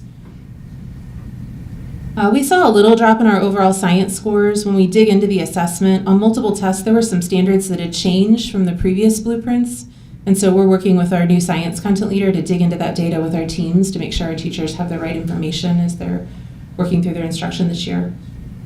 Like the previous charts, this one shows our student performance on each of the individual science tests. We saw some decreases in 8th grade in biology, but we're excited to celebrate our 5th graders who saw a 4% increase in both the all student group and the all students and the student group. Again, we believe shifting our focus onto the standards based on what's outlined in the blueprint should help us bounce back there.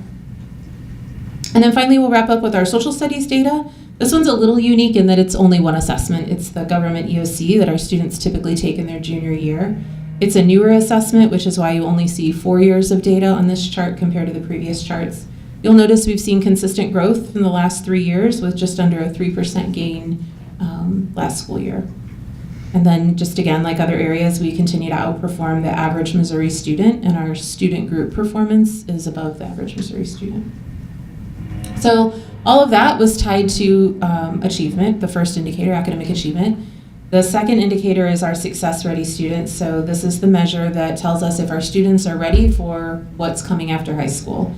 For this indicator, DESE looks at 2 things. They look at the performance on college and career assessments, so ASVAB, Work Keys, ACT, and then they look at student participation in advanced academic or career-oriented experiences, so early college, dual credit, dual enrollment, AP courses.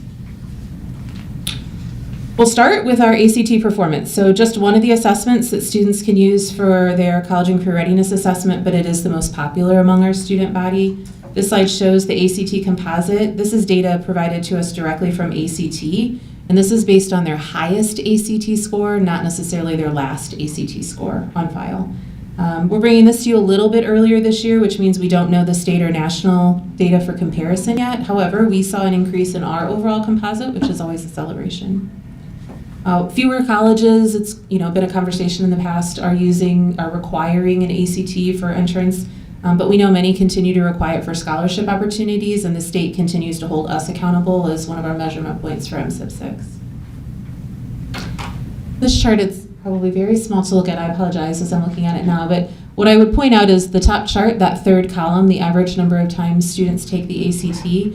It really highlights the importance of students taking the ACT multiple times. It's why we continue to ask the board to support offering our juniors the opportunity to take the ACT during the school day. We're grateful for you approving that tonight, along with the request for the practice ACT. That gives our sophomores an opportunity to take the ACT in the fall, and then our buildings are able to receive some data and use that to impact instruction during the school year and better prepare students for those assessments. Switching gears a little bit, advanced placement. So second area under success-ready students, it's participation in those advanced academic and career-oriented experiences. We know that if you look at the last 5 years on average, we have about 80% of our graduates going to a 2 or a 4-year college. Our goal is for all of our students really to access a college-level course before graduation. So our hope is that it's an AP course. It could also be an early college course. Right now, we have about 59% of our students taking at least one AP course before graduation, a slight increase from last year. Last year we were at 57, so happy to see that bump. We offer a wide range of classes, AP offerings. You can take anything from AP Calc to AP Art History and a lot in between that. What we know is that success in an AP class indicates that a student is at that reading and writing level that will allow them to be successful, not just in college, but also in a career. And we work hard to dispel that myth that AP classes are only for college-bound students. That is not the case. Many of our students who go into the workforce are reading technical manuals that are written well above that post-high school level. So great courses for all of our students. So this chart shows the number of students who took an AP test, that's the blue bar, and then the number of exams that were written, that's the yellow bar. So as you can see, there was an increase in both the number of kids who took an AP test and also the number of exams written. The difference between the two just shows that we have a large number of kids who are taking multiple AP tests. The last piece of data that we'll share from AP is how our students scored on the exam. So this slide shows in blue the percentage of students who scored a 3 or higher on at least one exam. So just under 82% of our students. And then the yellow bar shows the percent of exams where kids scored a 3 or higher, just under 78% of our students. You can see from last year, we saw an increase in both numbers. So not only are we increasing the number of students taking advantage of the opportunity, but that they're continuing to do well in those rigorous courses. and that we're at a 6-year high on that. So celebrations all around with AP data. Graduation rate is the next of the 5 years that we're accountable for. So we earn points based on the percentage of students who graduate in 4 years, and we also pick up some points on kids who need that 5th year. So this slide shows both our 4 and 5 year high school grad rate. If you look at the 2019 column, the 4-year grad rate row, you'll see that 97% of our students graduated in 4 years. So it's highlighted yellow just to make it a little easier to find. If you follow that on a diagonal, you'll see that we picked up some additional students and we ended at 97.8 of that class in the 5th year. So that just means that there's a small group of students who just need another semester or two to complete those graduation requirements. One of our points of pride is that we typically earn all of our points on the 4-year graduation rate since it's so high. Many other districts need that 5th year to pick up all of their points. So if you were to look at the Howell data for 23, the blue boxes, you'll see that we had 95.6 of our students graduate in 4 years. And then when we added that 5th year, we bumped up to 96.7. The state hasn't released their data yet, so we don't have the comparisons, but we would anticipate that it'll continue to be a strength.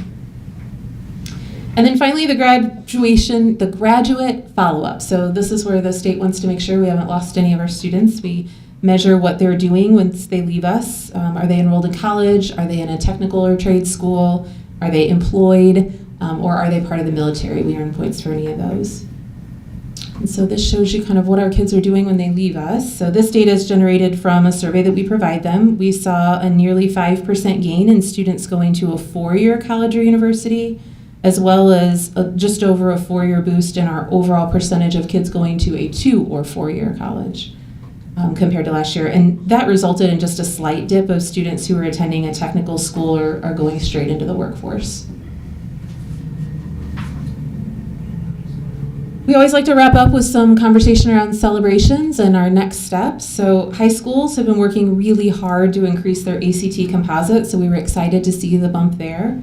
We also know that the more frequently our students take the ACT, the better that they'll score. And as I mentioned on that previous slide, last year we saw an increase in a 4-year high in the average number of ACTs a student took. And that is a direct reflection of a significant amount of effort that our high schools are putting into that. Our AP numbers are a huge celebration. Not only are we casting a wider net and seeing more students take AP exams, but the scores are increasing, which tells us that our teachers are doing a phenomenal job of supporting our students when they are in those rigorous classes. We've been working hard on our algebra scores, excited to celebrate the gains in both Algebra 1 and Algebra 2, and excited to see how the new curriculum and resources continue to make an impact there. We're proud of the effort from our government teachers who continue to see year-over-year increases on their state assessment. You might remember, I don't remember if it was last month or the month before, but we celebrated the district being recognized as the Youth Apprenticeship Program, just showing our continued commitment to ensuring that our students who are planning to join the workforce after high school are well prepared. All of our levels, elementary through high school, have completed the PLC Academy work, professional learning communities. They're working now to implement their learning, which is a lot of work around unpacking standards, making sure that what we're teaching aligns to the state standards, what we're assessing aligns to the state blueprints, and that we have solid plans in place for kids who just need a little bit of extra help. And then just that we continue to do a great job, quite frankly, of collaborating with other districts. Just last week, we hosted an event where we had over 100 educators and leaders in our from 16 districts in the area, all here collaborating and problem solving around topics related to curriculum and assessment, kind of learning from each other. Great day. And then always thinking about how we can continue to grow and know better, do better. So as I mentioned before, our high school teachers are working hard not only to implement new curriculum, but also use their new resources in algebra, geometry, and Algebra 2. Our curriculum team, as you know, is finalizing the new K-5 ELA curriculum, and a process is underway to select a new resource, a comprehensive ELA resource for K-5 classroom teachers. We'll bring that to you in a workshop later this year before we bring it for purchase. Our intent is to roll out both the new curriculum and the new resource at the start of next school year. All of our buildings have written their annual school improvement plans. We're in the process of reviewing those and providing feedback based on data and goals that the buildings are working towards. We have really expanded our use of our data warehouse, EduClimber, this year. We've been able to create some efficiencies in how we track students. We have all of our interventions in there. We're streamlining some communication with families. allowing teachers a better avenue for having conversations and tracking the needs of students down to a more specific level. And then we continue to provide a wide range of learning opportunities for staff. So we had over 60 educators engage in letters training this summer, provided by 3 of our internal facilitators. Our elementary and middle school teachers are participating in some strand professional learning on district PD days like tomorrow. Variety of topics there: science of reading, math fluency, content knowledge, phonics, some grammar, a lot of curriculum PD. Our high school teachers will be wrapping up their 3-year assessment PD with a focus on instructional decisions related to the data that they're receiving. And then all of our levels will continue to receive learning around just the PLC work from those coaches in their building as they work to refine their collaboration on a weekly basis to impact student achievement. All of our new hires are receiving core curriculum PD first semester from our content leader curriculum team. We'll continue to collaborate with other districts. We're excited to see the data from other districts so we can see where we want to pull great ideas from some of our neighbors. And then finally, just grateful for the middle school math interventionist that the board approved in the staffing plan last spring. We have that at all 5 schools, running 6 sections. They've had 2 days, 2 learning events. They've got a day coming up the first week of October to look at their first round of data to see how the program is working. So just excited to monitor that throughout the school year. And then, I always wrap up with a picture of our class of new teachers. While I'm lucky to stand up here and celebrate the successes, it really is all of the folks in our buildings who are making it happen every day. And they show up, they build relationships with kids, they support our families, they're always refining their practice to make sure that they're engaging students as they teach the curriculum and that our students leave here ready and well prepared for their next steps. So just want to honor that work and effort that they put in each day. I'm here, Angelina's here. We're happy to answer any questions you have or. Just a really quick, be interesting to see what's going so well with the government teachers, that all those scores are going upwards. I don't know if there's a learn better, do better kind of opportunity, but not necessarily need the answer now, but just kind of interested to see what that might be. What's interesting, the ACT scores are now able to be enhanced by taking the test more often. And so you could get your best math score, your best English score, and I imagine all of us would have loved to have had that, for us when we were doing the ACT. But yet the amount of people who are taking it, or how often they're taking it, has actually gone down the last few years. So whatever we can do to communicate the value in taking the ACT more often, and it just seems like there's a lot of good information here for a strategic plan that we can take and adopt. And thank you very much. Yeah, thank you. Other questions, board? I do have one quick maybe question. I've been reading a number of articles about increases in ESOL learners just kind of across the board. I'm just curious, and if you don't have the data, that's fine. Have we been seeing an increase in hardship and group of ESOL, and if so, do we have the proper resources for that? I don't have that with me tonight, but I can certainly follow up with you on that. Sure, thank you. Yeah.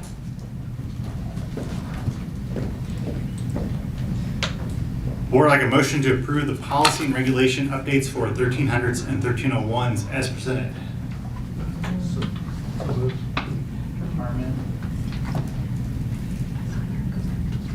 Do we have a second? Second. Mr. Blair. No. All those in favor say aye. Aye. All those opposed say no. Ayes have it. Board like a motion to approve Regulation 2260 as presented. So moved.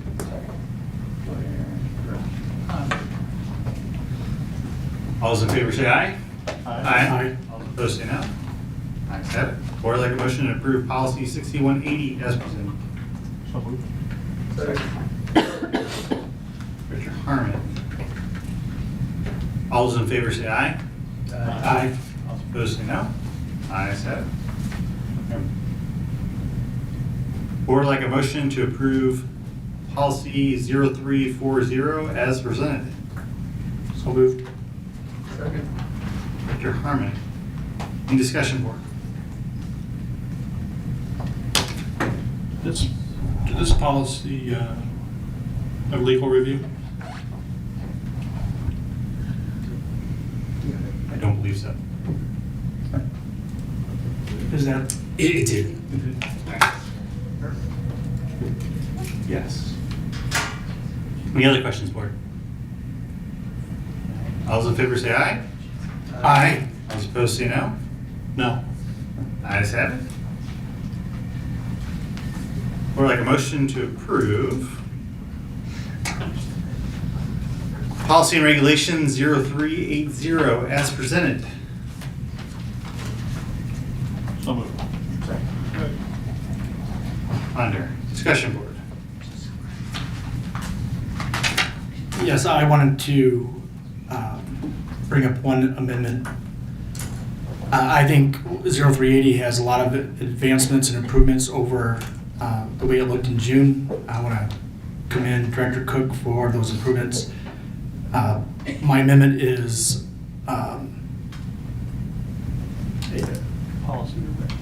policy 0380.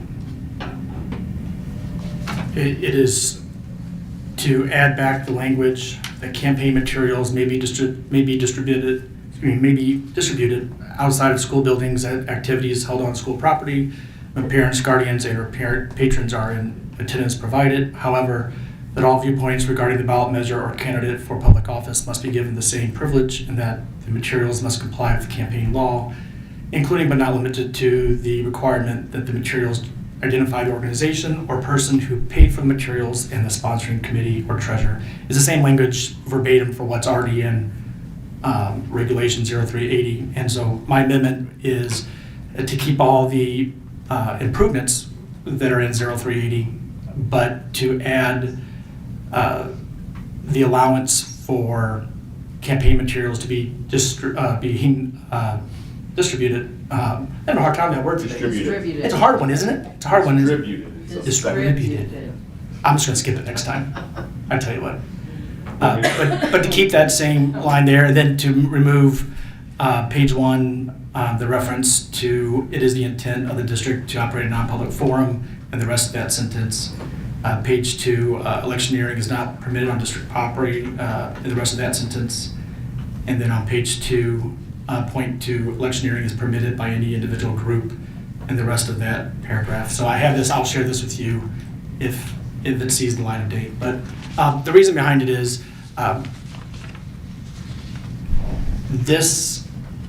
There a second? Oh yeah, apology. If I have a second, I'll speak to it. Okay, thank you for that. Thank you for that.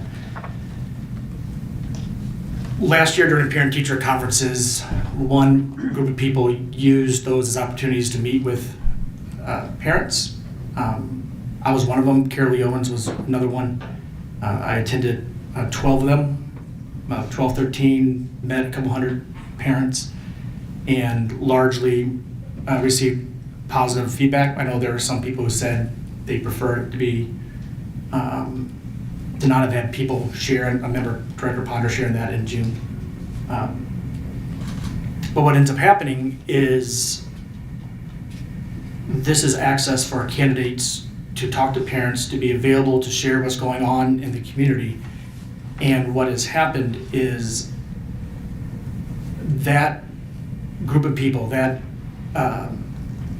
largely a voting bloc, and the people who utilize that represent the political opponents of the current majority on the board. And so this language to remove that expression has the appearance of silencing a particular group of people who use a particular way of reaching voters. And last year there was about 22 events where this took place, 22 occurrences, 35 or so volunteers, countless hours spent shaking hands, and one side used this legal way of reaching voters at a higher level than another, and removing this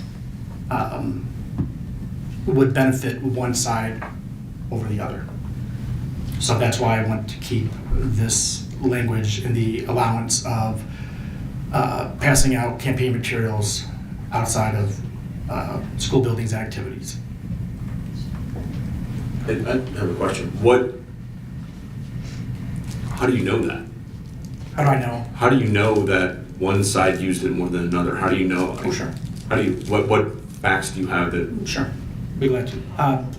The first 7 or 8 that I attended, the people supporting the other candidates weren't there at all. The people who supported Carolee and I showed up more often, more hours, oftentimes showing up without people from another side also being there to introduce their candidates, shake hands. So a lot of it is personal experience, being there, seeing who was there, who wasn't there. And because of that, this amendment, this policy as it's written and the regulation would silence a particular group of people who found that to be a successful way of contacting voters.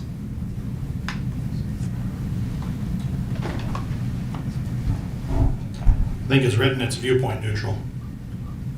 I'll just make sure that's crystal clear. Yeah, I understand. Keeping it is also viewpoint neutral. That both sides can equally connect to voters.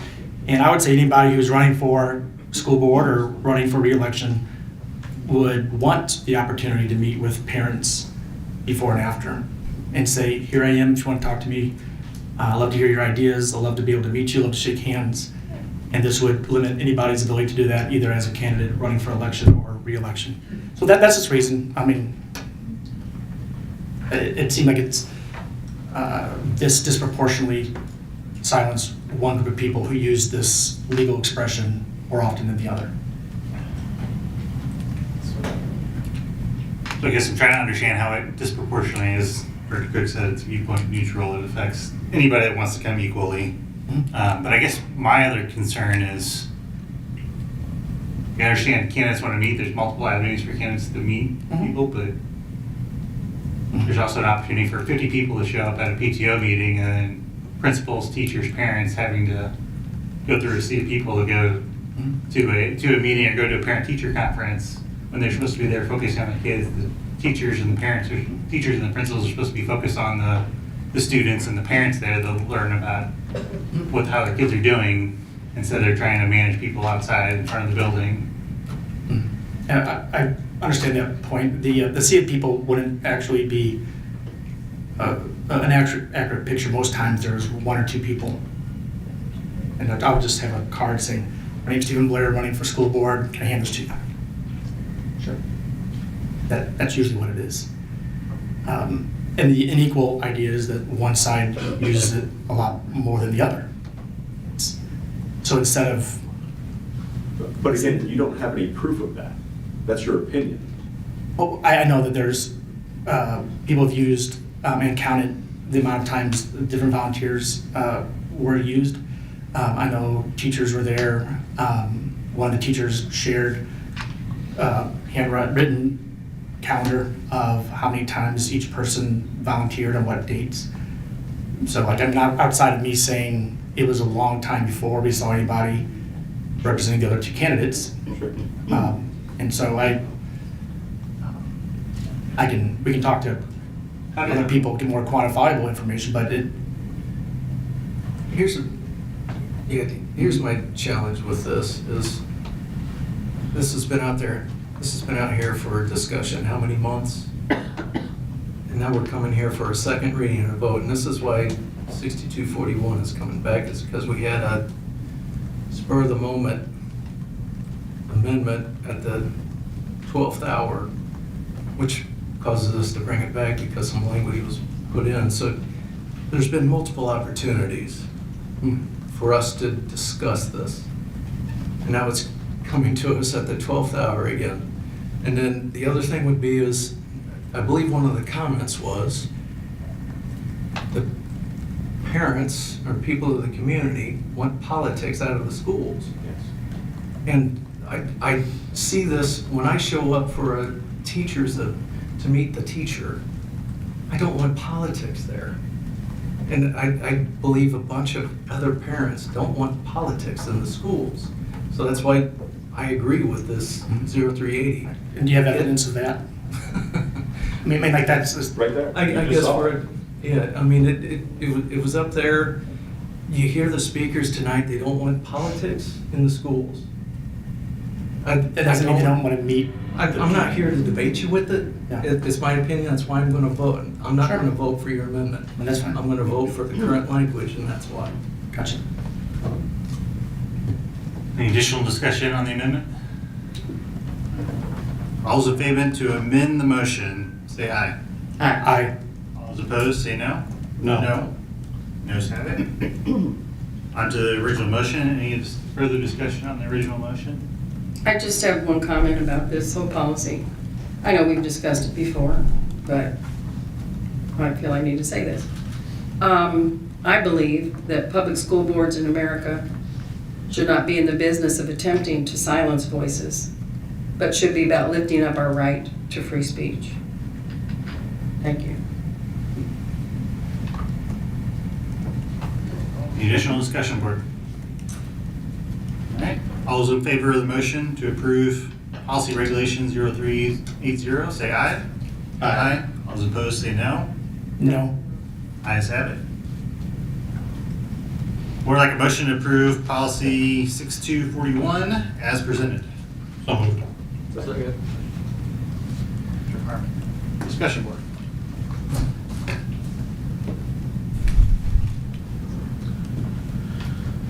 Been some reporting about this earlier today and some other comments. I'd just like to make a quick statement that changes that are proposed here are based on guidance from our legal counsel. So I have every expectation that our educators will provide educationally suitable materials going forward as they have in the past. Supreme Court of the United States has stated in writing that factual information is certainly a component of being educationally suitable. So there's, as for, some of these talk about hate speech, we have ample policies around discrimination and other, forms of disparaging and discriminating against other students. I'd just like to point out that this policy doesn't actually talk about hate speech in general. It's just hate speech within curricular documents is what this is or was referring to. So the notion that there would be that in a textbook or something, I think is rather far-fetched if I can be being candid. So that's the underlying reason for these changes.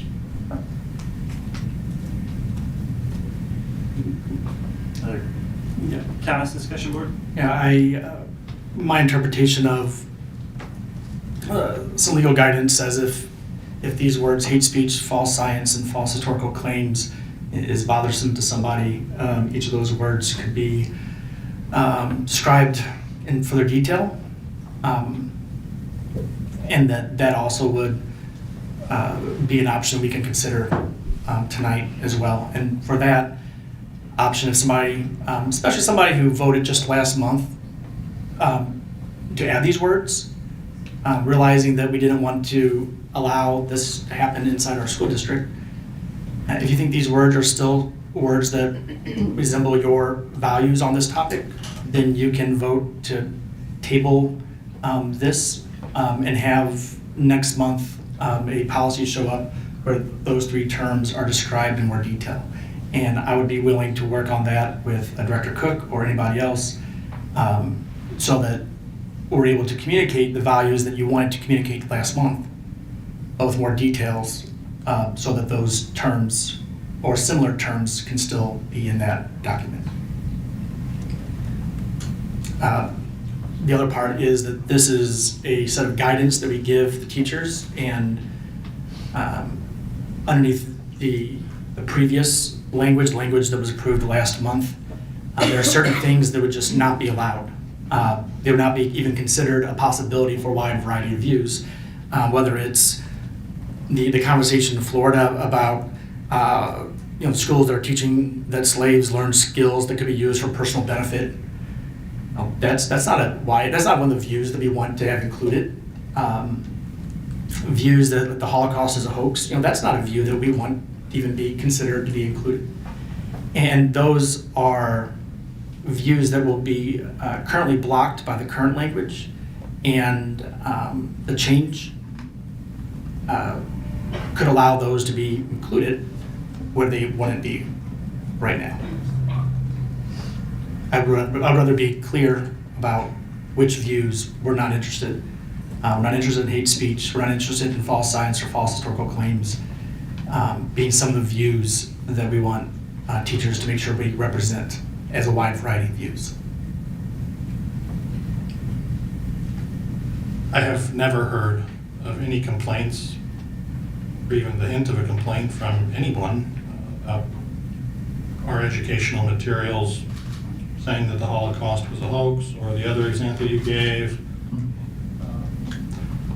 This just isn't an issue that we have in our district right now. I don't, and beyond that, I think that language that has been suggested here is certainly adequate to make sure that there's not incorrect information being distributed to students via resources, be it handouts or other resources. And I would interpret the phrase "a wide variety of views" would be a direction for teachers to make sure they represent and present a lot of views, a wide variety of views, which might include views that these three descriptions. And I do think on one level, you could say I'm being proactive, just like a couple of conversations we've had in the last couple of months about being proactive. And we could also say that anytime we can take a clear stance against hate speech appears to be a good idea. And I feel like keeping this in there, potentially tabling it to add more details if you so prefer, is clear and describes the values of who we are as a school board and as a school district. And so I will vote against these, the amendment, the changes that are presented. So I just have one more question. So this is just for clarification purposes. So with that language in there, you believe that that's going to, or backing up, with that language not there, you believe that that's going to allow the administration to bring in curriculum that says that the Holocaust was not real, or that there was flat earth, or all those things? And you think that they would do that? I think this is the board giving direction and saying, we want you to go this direction. And in this case, if you're trying to figure out what to include, a teacher would say, I'm just trying to make sure I give a wide variety of views. Well, how many wide variety of views are there about the earth being round? How many wide variety of views are there about this topic? Well, I better make sure I present a wide variety of views. Well, right, but part of our job is to trust that they're doing theirs, and by doing this, I'm not sure I understand where you're going with that. I realize there's a lot of irony in this conversation, and I think people are probably figuring that out too. I think this is just being clear with the values of what I wanted the FHSD to not include in their books. What I don't want any teacher to feel like they have to present a view that is that might be equal to hate speech or false science or false historical claims, or for a teacher to perhaps just want to mention something they saw on the internet that has no scientific background, or something that checks the box for hate speech. This is just clear to me. People who voted for this before, it's the same words. So just so I understand, so we voted earlier about not making any disparaging remarks. Did you just equate, if I vote for this, then I'm encouraging a teacher to say to teach that the Holocaust didn't happen? No. Okay. No, and I was actually very clear. I don't think any person, I'll even go one further. I don't think anybody on the board wants hate speech. I don't think anybody on the board wants false history or false. What I'm saying is just the language that's here just clearly doesn't allow, means it's not allowed.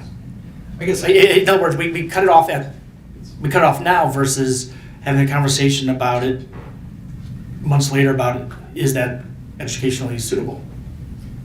I guess I don't understand your point. Either trust the teachers or you don't. So, I don't see where we're going to have teachers trying to promote hate speech. And other policies would be enacted to prevent that and would get that teacher out of the classroom, I would think. Why are you scared to move the language? Yeah, so. And then false science, who's going to define what false science is? Scientists. Who's going to trust the science, right? So if a teacher happens to have a book and his class happens to be modern topics, and he has a book in the classroom that's talking about how man is not creating global change, climate change, is that book forbidden? Is it false science? Is it educationally suitable? If somebody just starts teaching that climate change isn't real, even though, obviously this is all about drawing a line. It's either drawing a line here or it's drawing a line down the road. And I would imagine that no part of this conversation will shift anybody one direction or another. And I'd be glad to answer any more questions. I just feel like right now we have words that would prevent things that we don't want included. And the people who voted for these to be included a month ago, they still mean the same things.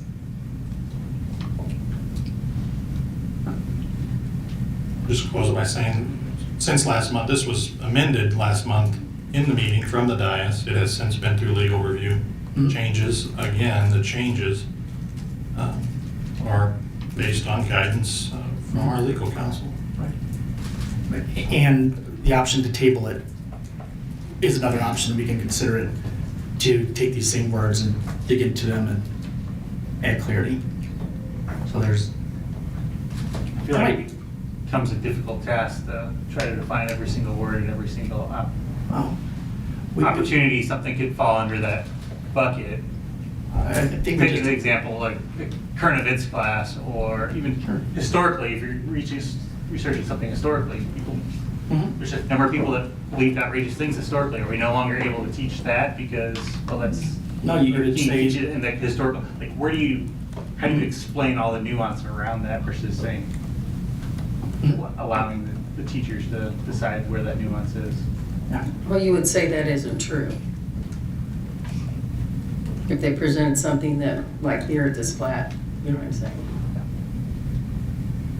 So yeah, you can name it and say it's wasn't true. And again, this idea about being allergic to further defining terms, like we just defined a lot of terms over the last couple of meetings, right? It was very difficult. It is. It is hard. And I would go so far as to say that I'm not sure that there was, it was very difficult. And I'll give you that. So anyway, I just will vote against the changes. I think clarity on these topics, especially hate speech, feels to be a good thing for us to put into our documents, to be proactive, to be clear, and everybody can vote their own way one way or another. All right. Motion to approve policy 6241. All those in favor say aye. Aye. All those opposed say no. No. Ayes have it. Up next, superintendent comments. Thank you, President Bertrand. First, I want to recognize and thank our Francis Howell High Activities Director, Sean Irwin, along with the football team, dance team, cheerleaders, band, and all of the coaches and sponsors who made the 9th annual First Responders and Military Appreciation Night such a success. That game last Friday wasn't just about sports, but it was about community and about giving back to our community. The fans in attendance that night alone raised just over $1,800, and the Boosters Club donated up to round that total to even $2,000 of a donation to the Backstoppers organization, which does amazing work supporting the families of fallen first responders. The event at Howell High has raised nearly $25,000 for Backstoppers over the past 9 years. I'm excited to share that 8 of our Francis Howell High School District students have been named 2024 National Merit Scholarship semifinalists. This is an honor that is reserved for less than 1% of all high school seniors nationally. 3 students from Howell Central, 2 from Howell North, and 3 from Howell High now have the opportunity to compete this spring for scholarships nearly worth $28 million, and we look forward to bringing them to a board meeting later this year and getting to recognize them with you. I want to take the last couple of minutes to speak a little bit to the recent safety concerns that we have been hearing and experiencing throughout the district. We sent an email and a video last Friday acknowledging some of the threats and concerns that we've been hearing and highlighting the protocols and the systems that we have in place throughout the district to keep our students and our staff safe at school. In that message, I really tried to emphasize that we need everyone's help in keeping our schools safe. We want our students, our staff, and our parents to report to administrators or to law enforcement when they hear threats. When you see something, we want you to say something. And we know that that is our greatest opportunity to learn of potential threats and to respond to them in a timely manner. I want our parents, our students, our guardians, and our community to know that we take every threat seriously and that every single threat is investigated. We have a threat assessment team that's trained at every building that conducts an assessment when we know who the individual is that made a threat. We engage our SROs, our other law enforcement agencies, throughout that investigation process. And as that takes place, we have a district team that comes together to offer support as necessary. We always rely on our law enforcement partners to make the determination of whether or not a threat is credible. That is not something that we are making as district administrators in isolation, that we really rely on them. And that's done following the investigation both at the school level as well as often a SRO or law enforcement visit to the home to look into what's going on with the individuals who are involved in the threat. I want to emphasize that we will always err on the side of caution, and if we have any reason to believe that there's even a possibility that a threat is credible, we would not have school. If we are having school, it's because we have enough information to believe that it's safe to do so. And I know as a parent that sometimes it's challenging not having all the information and trusting that. But again, if we are concerned, we would not have students or staff in our buildings.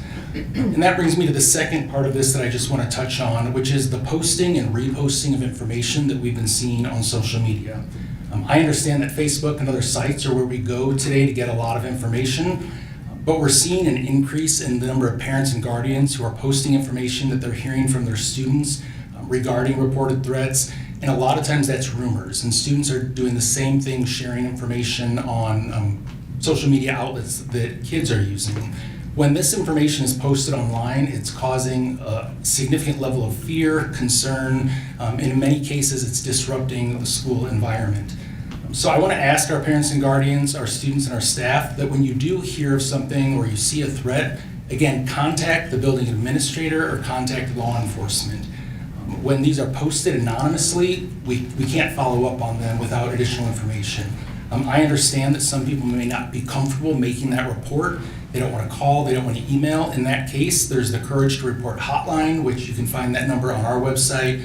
You just Google Courage to Report. They will anonymously take the report and give us enough information to follow up, and they share it with law enforcement. So if you're not comfortable reaching out to a school for any reason, I encourage you to utilize that, and we can push that information out over and over again. I really want to thank our administrators at the building and the district level and our law enforcement partners, and we're fortunate in this district to work with a lot of different municipalities. They have put in hundreds of hours investigating these different threats since school started, and it really is exhausting. And yes, it needs to happen to keep our schools safe, but the reality is it's taking everyone's focus away from teaching and learning and the real reason we're at school. And so, as I shared in the communication last week, I really want to remind everyone that it is all of our responsibility to come together to make sure that our schools are safe. Thank you. Any board comments?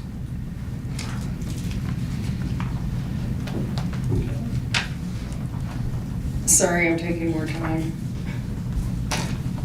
This past Sunday, there was an article in the St. Louis Post-Dispatch with this title, "Racism Seen as a Public Health Crisis Across the U.S." Even after 200 cities and counties declared racism a public health crisis since 2020, little has changed. Officials believe it will take more than a few years to undo centuries of structural and institutional racism. The experts believe the declarations were an important first step toward creating a racially equitable society. Extensive research shows racism can have detrimental health impacts on people of color, including chronic stress, anxiety, and higher health risks. As a school district, we must pay attention to these issues and do something to protect our students from racist treatment in our schools.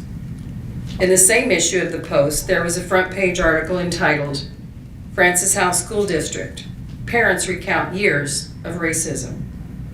I was horrified to read accounts of racist comments, pictures, and online posts aimed at our Black students.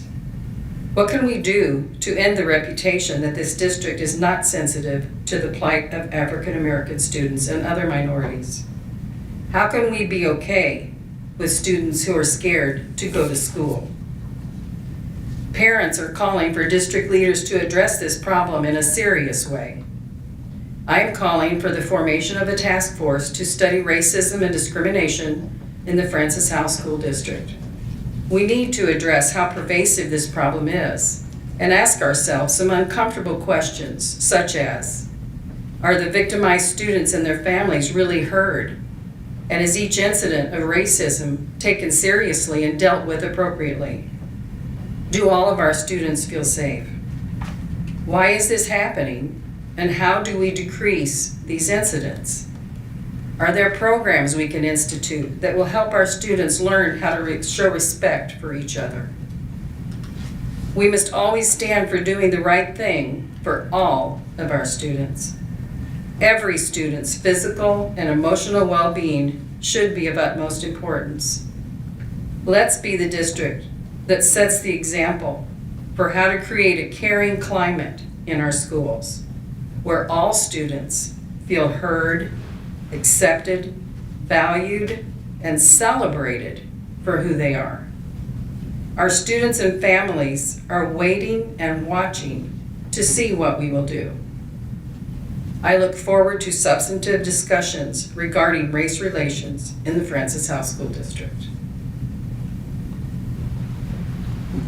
Any other board comments?